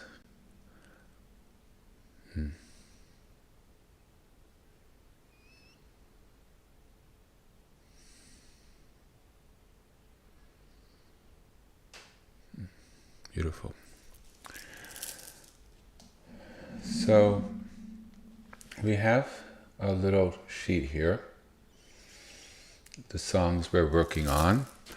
I spoke about the first 3 last week. We're not going to go into the other ones this week, though I ask people to explore them if they wish, to get an understanding of the orientation of the names and how they fit when you move them around. And of course, you're welcome to further move these around, even beyond what's on this sheet. But these are ones that I've worked with. Putting several names together really creates an energy. I've spoken about that last week and the week before. So I think last week I mentioned compounded names. So we work with it, and saying several names together really creates a frequency. One name is sometimes is enough, especially if you're further along the path. But at the beginning, mentioning several names at a time really helps us really feel it. And if one is going through problems, sometimes saying multiple names is very, very powerful. So why don't we stretch our legs? It's important to have the flow through the legs, whatever gives your legs some release. For me, it's just having the legs upright and trying to touch the toes. And just feeling the tension from the bottom of the foot, from the bottom of the leg, right up into the butt area. That's where I think it's called the hamstrings.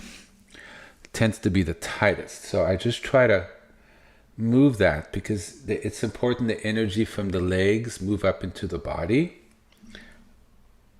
Because the flow of energy starts from the foot.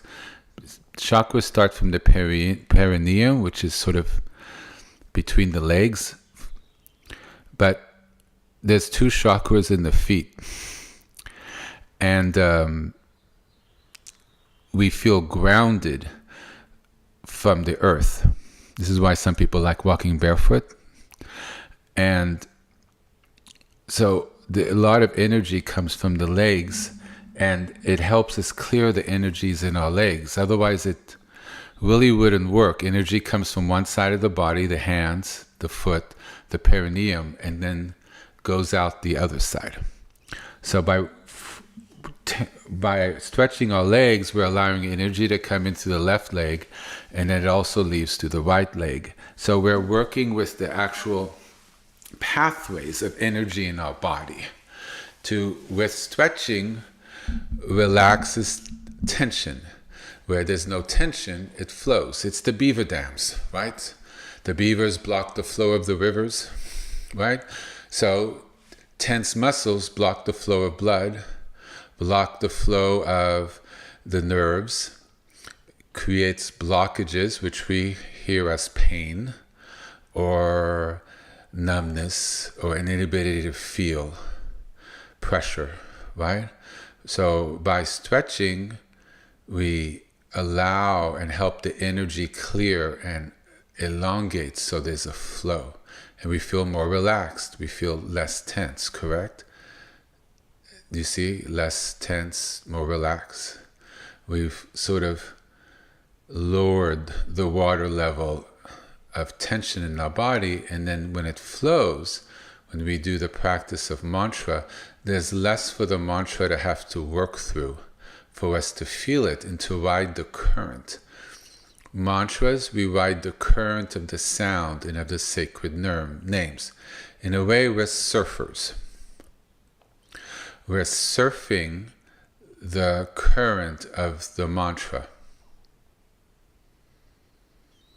The mantra is our wave, and we ride the wave that we're creating. We move with it, we let go into it, we lose ourselves in it.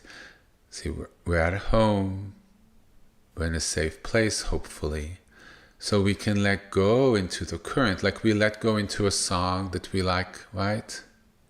We let go into the crash of the waves, or the wind through the trees in a forest, or we let go into the sound of birds, right? We let go into a lot of things.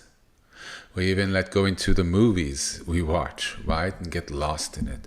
So why can't we get lost in our prayers?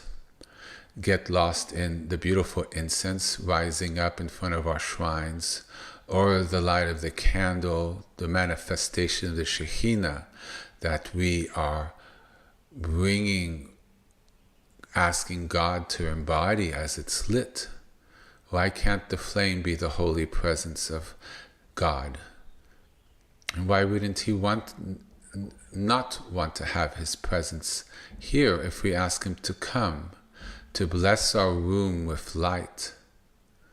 Ultimately, like I said in the thing, the purest light is the presence of God, and it's white, right? And so it helps us consciously, subconsciously, to be in that relation with him, because we're in a relation to the light in front of us, the sacred objects we've put on our shrine, even if they're a couple things. They could be a Torah. The central object of our shrine could be a Torah, Tanakh, could be some jewelry, can be the pictures of sacred things, or it could just simply be the candle. You know, over the years, my prayer space has evolved from being very complex to just being a candle, and then back again. It's what I've needed. And you need different things at different times, and depending on which Sefirot or energy you're working with, mantra may feel well for one stage in your life, and then you feel like it's done what it's needed to do, or not for right now, and you need to look for another one, because you're clearing a different energy, and the different names, especially when you do multiple names, kind of work for certain things. And when things shift, another one might be more effective for that, because you're working at a different frequency, probably in a different palace, and one may work for one, may not work so well for another one, and could vary from person to person. And that's the beauty of the exploration of the path. And as you do that for a while, you come to have an understanding of energy, how it affects you, how it works, how it heals you, and how it works through your body, and how the ramifications of that, the positive qualities, manifest in one's life. It's all through experience. So today, as I was scrambling to try to get the page up, not successfully, I started pulling together what to speak about, and I pulled the names. I said we're going to practice on one name. So, a very powerful name, and I say this respectfully. This is a prayer space. This is a prayer channel. These are religious teachings, so I think it's appropriate to say this name in this context, though it's never said publicly normally in certain contexts for people, and it's normally said inside, depending on your tradition. There's different ways of perceiving the name, and this pronunciation is not often said.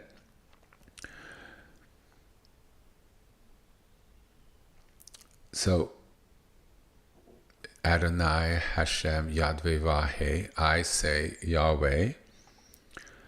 So one I've done for a long time is Yahweh El Shaddai. That is a very, very, very powerful mantra. Very, very, very powerful. It's literally the power of God. And you put the two together with the electricity voltage of God, El Shaddai. With Yahweh, you've got a potent combination. And sometimes in your life, when you feel you're encountering obstacles, you want to do it. Very interestingly, today, I looked at the name and I'm like, no. Yahweh Rapha El Shaddai. Yahweh, God Almighty, that heals us. And that felt to me today as a proper name. I wasn't able, with the restrictions I have with a laptop, barely being able to do the teaching at all today, and I give thanks that I was able to do it. I wasn't certain. I couldn't edit the form with you, but Ralpha, R-A-L-P-A, I believe it is, and it means that heals. And don't we need healing? Doesn't our world need healing? It's supple, the energy. It's less masculine. Yahweh El Shaddai is sharp, powerful, very masculine. Adding the Rapha and adds an openness, but it's powerful in its own way. It's like an antibiotic, a medicine, to heal, to clear us of emotions we're going through, like frustration, or too much intensity, too much desire to push through, less acceptance of the situation, less what I want, how I want it, right? To something of bringing in God's presence to anoint and heal and help us regain our balance in ourselves, our families, our world, and our lives. It's the use of a very powerful name of God to heal, and ultimately the chariot, riding the chariot is riding the path of healing. The chariot is the embodiment of healing, the bringing home to our source, bringing back our palaces to its pristine condition. It's healing. Things that hold us back, things that block us, trauma, relationships, things that are affecting our world. It's the bringing back of the alignment of all the palaces, all the Sefirots, our society's Sefirots, the world and the planet's Sefirots. We all have a tree of life. The imbalances in one can affect the balances in the other. The imbalances in our world can affect the imbalances in our relationship, in our bodies. And ultimately, the imbalances in ourselves and in our relationships affect our society and our countries and the world, which in turn affect other people who might not have been that imbalanced before, but then they become so. Ultimately, the Shekhinah chariot is the graces of God represented by those rainbow lights coming down from Him, those graces that restore balance. They're healing. There's nothing to fear of these names because they bring back into balance what was disordered, out of order, not in alignment. So today, I felt very strongly the second I said the name and instantly switched with Rafa in the middle, just naturally. And I'm like, oh my God. And I don't think, it's been many years, but I think I did use it in the past, but it just didn't sit so powerfully as it did today. And so I'm going to invite all of us to consider saying that name inside, outside. If you don't wish to use that name, then you could, replace it with, like above, Abba, Elohim,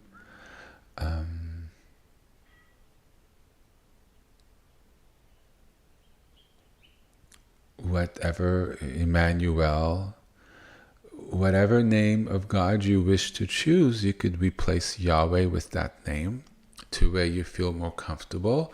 I will use Yahweh because, that name is my main practice. At some point, you settle somewhere, and I'm kind of there for now, maybe forever, who knows? It's a journey. So we're going to do this together for a little while. And I invite you to let go into the flow. You say it, you feel the vibration, and you surf it. You ride the wave. You don't resist the wave, because then you can't catch the wave. And you allow it, like radio signal or something, like the wind, to go through you, in you, and let it carry you. You relax into it. One moment.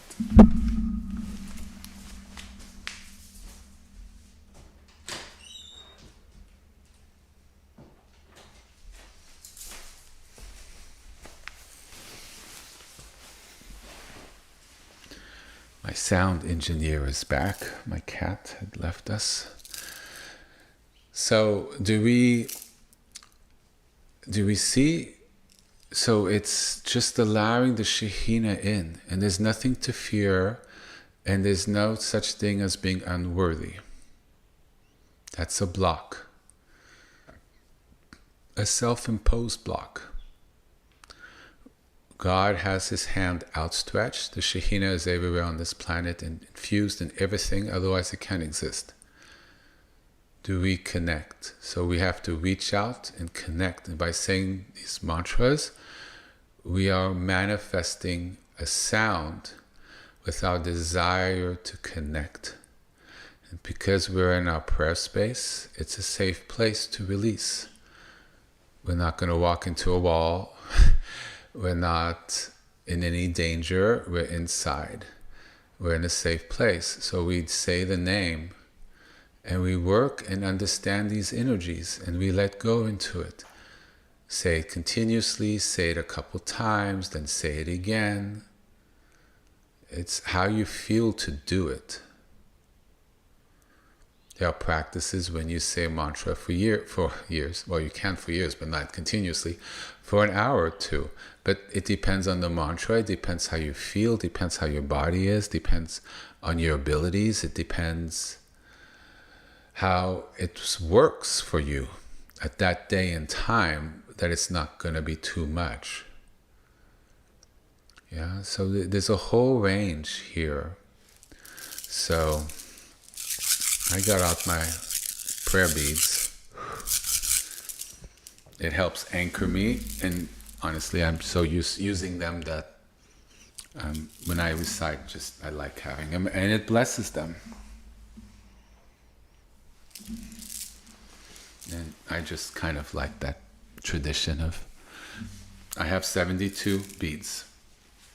So I'm going to do that. So if you hear a little rattle, that's the beads. And we're going to say it. So Yahweh Rapha El Shaddai.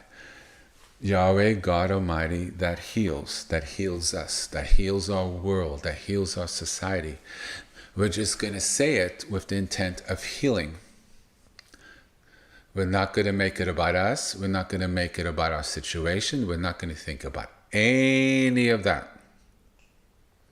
Our presence is the name. We release our thoughts, our emotions. Thoughts and emotions may come up. You keep saying the name and you focus, release into the name. It's not a heavy grasping focus. It's not so light that you forget it. You're anchored in the name. You're saying the name. If you're lost in thought, 5 minutes you're gone on some storyline or thinking about something, that's okay. You restart the mantra when you remember, no judgment, it's practice, and you come back to saying the name. Ultimately, you say the name, you feel the energy, and it all becomes about saying the name. And you will feel with time the energy circulate in your body, and you will feel the energy go up your body to the top of your head, and you will get back will be very straight, you'll be very aligned. And you're not really looking at the room, you're literally in a tornado of energy. Not so much a tornado, but it's a spiral, or it's through you, and you're just in the most beautiful, soft, gentle energy that's healing, aligned, and highly blessed. And you can feel the Shekhinah of God in a very tangible way. And yes, we are all worthy. But we've cleared enough that the central channel, the central column, the energy is able to flow. But when we've come into the room to sit down, before we sit down, it might be all shades distorted. We might be coming in at 1,000,000 miles per hour, all frustrated or angry or whatever. We sit down and we do it. It clears the distortions, the imbalances, lines us up, and we release. Well, we release into the energy of the name, and we open without any expectation as to what we might find. And we don't have disappointment if we don't feel anything initially, or for that day, even if you're well experienced. But the saying of the name itself is a prayer. It is a complete prayer. The energy knows, it's able to read your energy. Because energy meeting energy, they both sense the quality of it.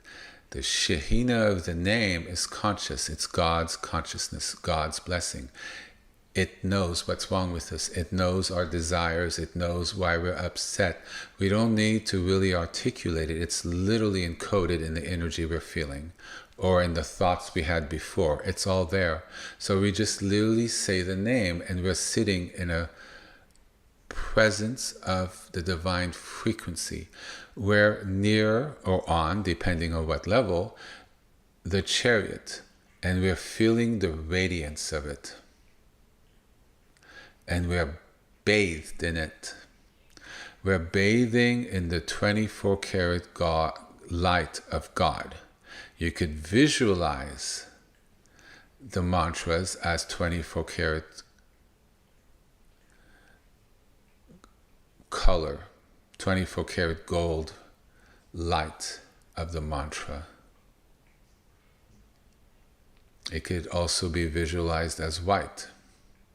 I've never really gone into the other colors with this, but for me it tends to be a bright light, the light that comes before the rainbow, or 24 karat if I wish to manifest something, but often it comes up on its own. So if something like that happens, you trust the name. If you see more of a particular color, you got to trust that there's a reason for that. And then afterwards, after you've closed your light, your candle, or before, after you finish your practice, especially if you're new, then be like, what happened? What did I experience? Don't process during, but afterwards, oh, I feel so much better. Wow, I had that experience. Oh, wow. Oh, I didn't feel anything, but it was a good prayer I had. I'm glad I spent the time with God. And that's beautiful. That is a movement along the Sefirots in and of itself. No practice that we do is ever wasted or is never perfected and complete. Don't have expectations as to what it should be or what it should not be. You trust in the flow that whatever arises is perfect, even if we don't fully understand. As we work through the energy, things come, we let it go. We don't get stuck on things. We see something coming, we feel a density, we will exhale, release. With practice, we're able to release it up our chakras just with the intent, but you have to clear, kind of move it up. It's a practice, it takes time. Maybe one day I'll teach it when I feel more people are there, but there's a way, but we could always ride the mantra. Sometimes you could feel the energy moving in a counterclockwise, the opposite direction of the hands of the clock, up us from our spine around. So it's coming from 8 o'clock to 6 o'clock to 3 o'clock, and it kind of spirals up. That's energy unwinding itself through our body, moving up, it's counterclockwise. It's just the way it works. So you may feel things move, and you feel density moving up your head, like waves of energy just moving and around and swirling. But you're dancing with the Shekhinah, which is inherently trustworthy. You're dancing with the 7 color lights at the top of the diagram, which is ultimately the clear, bright light that transcends everything, which we can't conceive of. We are connecting with the purest blessing, purest healing, the purest wisdom, purest compassion and love and holding and care beyond our understanding. That is the essence of everything there is. So, Yahweh Rapha El Shaddai, or you may add another name of God in this, but kindly keep it with the El Shaddai at the end, so we're all sort of in the same place.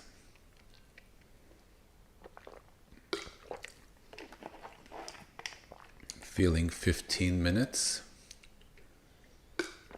So if you need to re-stretch or have a little something to drink like I just did, I'm going to re-stretch, especially if you're in full lotus. Might be good to just give your body a little stretch. Half lotus is great, by the way. I did that for years.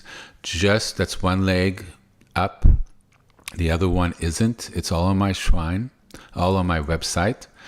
And just remember, every 10-15 minutes, when one side starts feeling a little numb because it's not fully balanced, it's a half lotus, you switch to the other leg. And that's what brings in the balance. Don't hold something when it gets numb. It happens, you don't notice, and then it is. Don't get up immediately, you'll fall.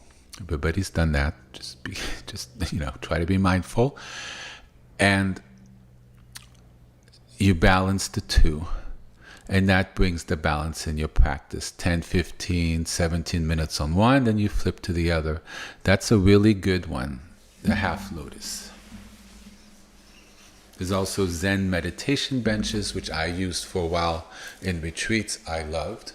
It has to be the right height for you. If it's too high, too low, it kind of has to be perfect, well done. So you have to check the sizes, the height and how it's situated. I loved it. I still have it. It's actually right here. I'm looking at it. Haven't used it in years, but it's still there. So, alrighty. Lining up.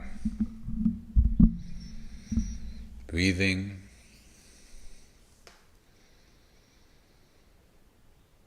So people can start with mantra first. When you get more of a comfort level with the one you're working in, you could gently add pranayama to the different noses that I've taught before. I still didn't teach the last step. It'll come one day. And, right? And then because it clears first, so it's very helpful before mantra work to do it. But I want people to have a feeling for it, because by doing the pranayama, it clears a lot of imbalances in the winds, the chi, prana of the body. And so when you do mantra, it has less to balance, and it makes the mantras that much stronger. But, learn to swim, and then you add layers as you feel more comfortable, and that's at your own pace. Okay, but I wanted to put that in for people who have more practice in certain things, or more clear, and they feel, they want to do that, so that's possible. But for people who are new to it, just stick with the mantras for now. It's more than enough. All right. Stretch your hands over your top of your head to elongate your spine a little bit. Give a little stretch to the spine. I had a few cracks. That lines up the spine, and that's where the energy rises. Notice the ladder of Jacob's ladder. The ladder could be the spine. It's profound teachings right out of the Torah. So there's guidance. So he's riding up the central column, up the chakras to God, right at the top. And then the blessings come down. Those are the angels going up and down the ladder. The Shekhinah moving up, connecting to God. Nobody seems to talk about that it's not just going up. Then the energy comes back down and blesses and heals us. So there's the path of going up, and then there's the path of bringing the energy back down. So it has its own path in healing to work through, and then it goes back up. So it circles up and down like a circle. It's both, right? The chariot, the angels going up and down. Do you see what's going on here? It's extremely profound, mystical. It's very beyond our understanding, yet I've explained it to you. But it's dealing with an element we really can't fully understand, that energy and the blessing. And we tap into something that is beyond us. Something we really can't create on our own. It's a divine energy and frequency. Yeah? Okay. A little more to drink. So any last stretching people need to do, I'll say it with you for a while. At some point when I feel I'm launching into my own practice, I will turn off the mic. But we'll go for about 15 minutes. So 2:01 looks good to me. So go at your own pace. Do how you feel to do it. Just be present in the sound and in the energy, and just let go into it. It's a moving stream of Shekhinah through the woods. Golden light, trees, beautiful walks. The river's not too fast, not too slow. It's not cold, it's not hot. It's the perfect temperature.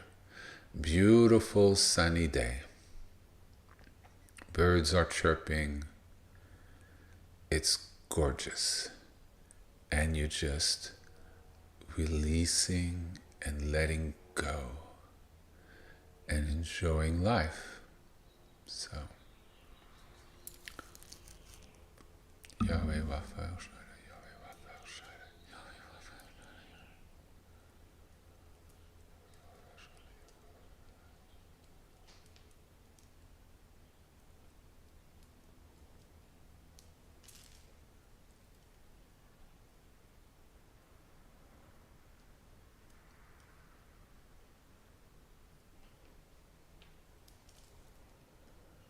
Relax. You feel energy relax. Just breathe and relax. Tension will release and let go as you do it, and just relax, let go.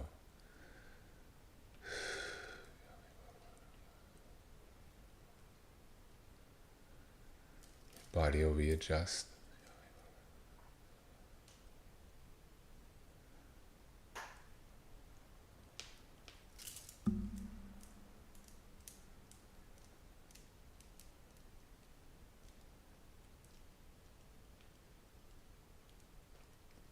There's no intent, you're just saying it. The healing energy of God, of union. Shekhinah is divine union. We heal as we join.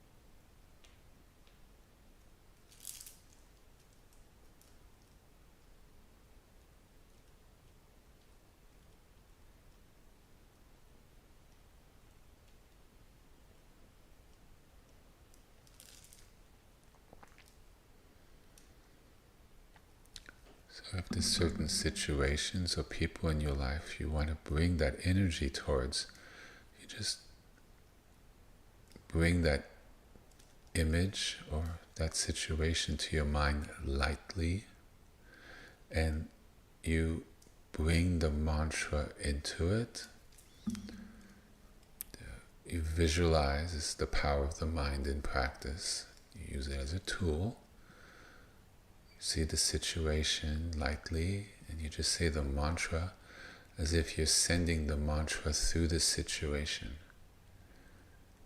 And you feel it, the energy of the visualization or what you feel just leave, because the mantra's gone through it, and then you go back into what you, in your presence of the name. And you believe that you've sent the healing and Yahweh into that situation energetically as it clears. Now, if it doesn't clear and it's dense, then maybe you stay there for a while. But you're not in the storyline. You're kind of feeling the energy of it, and you're sending Yahweh's Rapha, Yahweh's healing. Yahweh Rapha El Shaddai. Abba Rapha El Shaddai. Hashem Rapha El Shaddai. Adonai Rapha El Shaddai. You see, Elohim Rapha El Shaddai. Hashem Rapha El Shaddai. Abba Rapha El Shaddai. You see, and you just there, and it's just the light energy. It's a very balanced name, actually. It's very much a central column name. I feel it and think about it. It's alignment. It's not aggressive, I want it to shift. It's just bringing in the Shekhinah into the situation. It just brings in the Shekhinah. And let the Shekhinah do its thing. It's in very much keeping, I guess, with what I shared today. We just ride the chariot and let the chariot do its thing.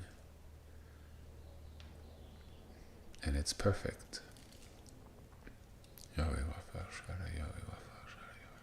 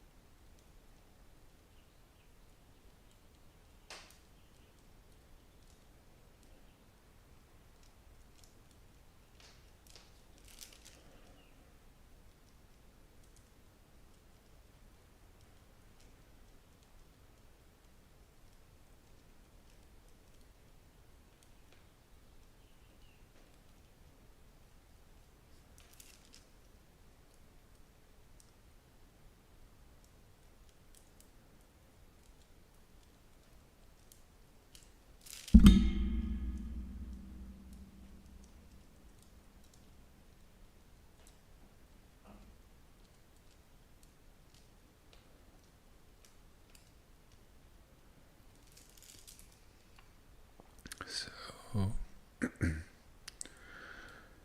we do these practices, we're really inviting God into our lives, into our energy, into our issues, to our alignment. And by releasing into the stream, the current of the names, we are releasing into Him in trust. And it's healing, it's aligning, it's not judging. It's bringing back into alignment what was constricted or blocked. Ultimately, we're giving ourselves the gift into coming back into the fullness of who we truly are, the sons and daughters of Yahweh. May Yahweh bless us, bless our families, bless our world, bless our week. May His blessings always rest with us. May we always feel we live in them. And may we be able to summon them when we need them in our lives for guidance, love, holding. Amen. Feel free to continue if you wish. I wish you a very blessed week. I pray for all of you. I hope you pray for each other. And I hope you include me as well. In a way, we are family along the path. And we hold each other. And we pray for each other. And we're all heading home in ever fuller alignment with the Shekhinah.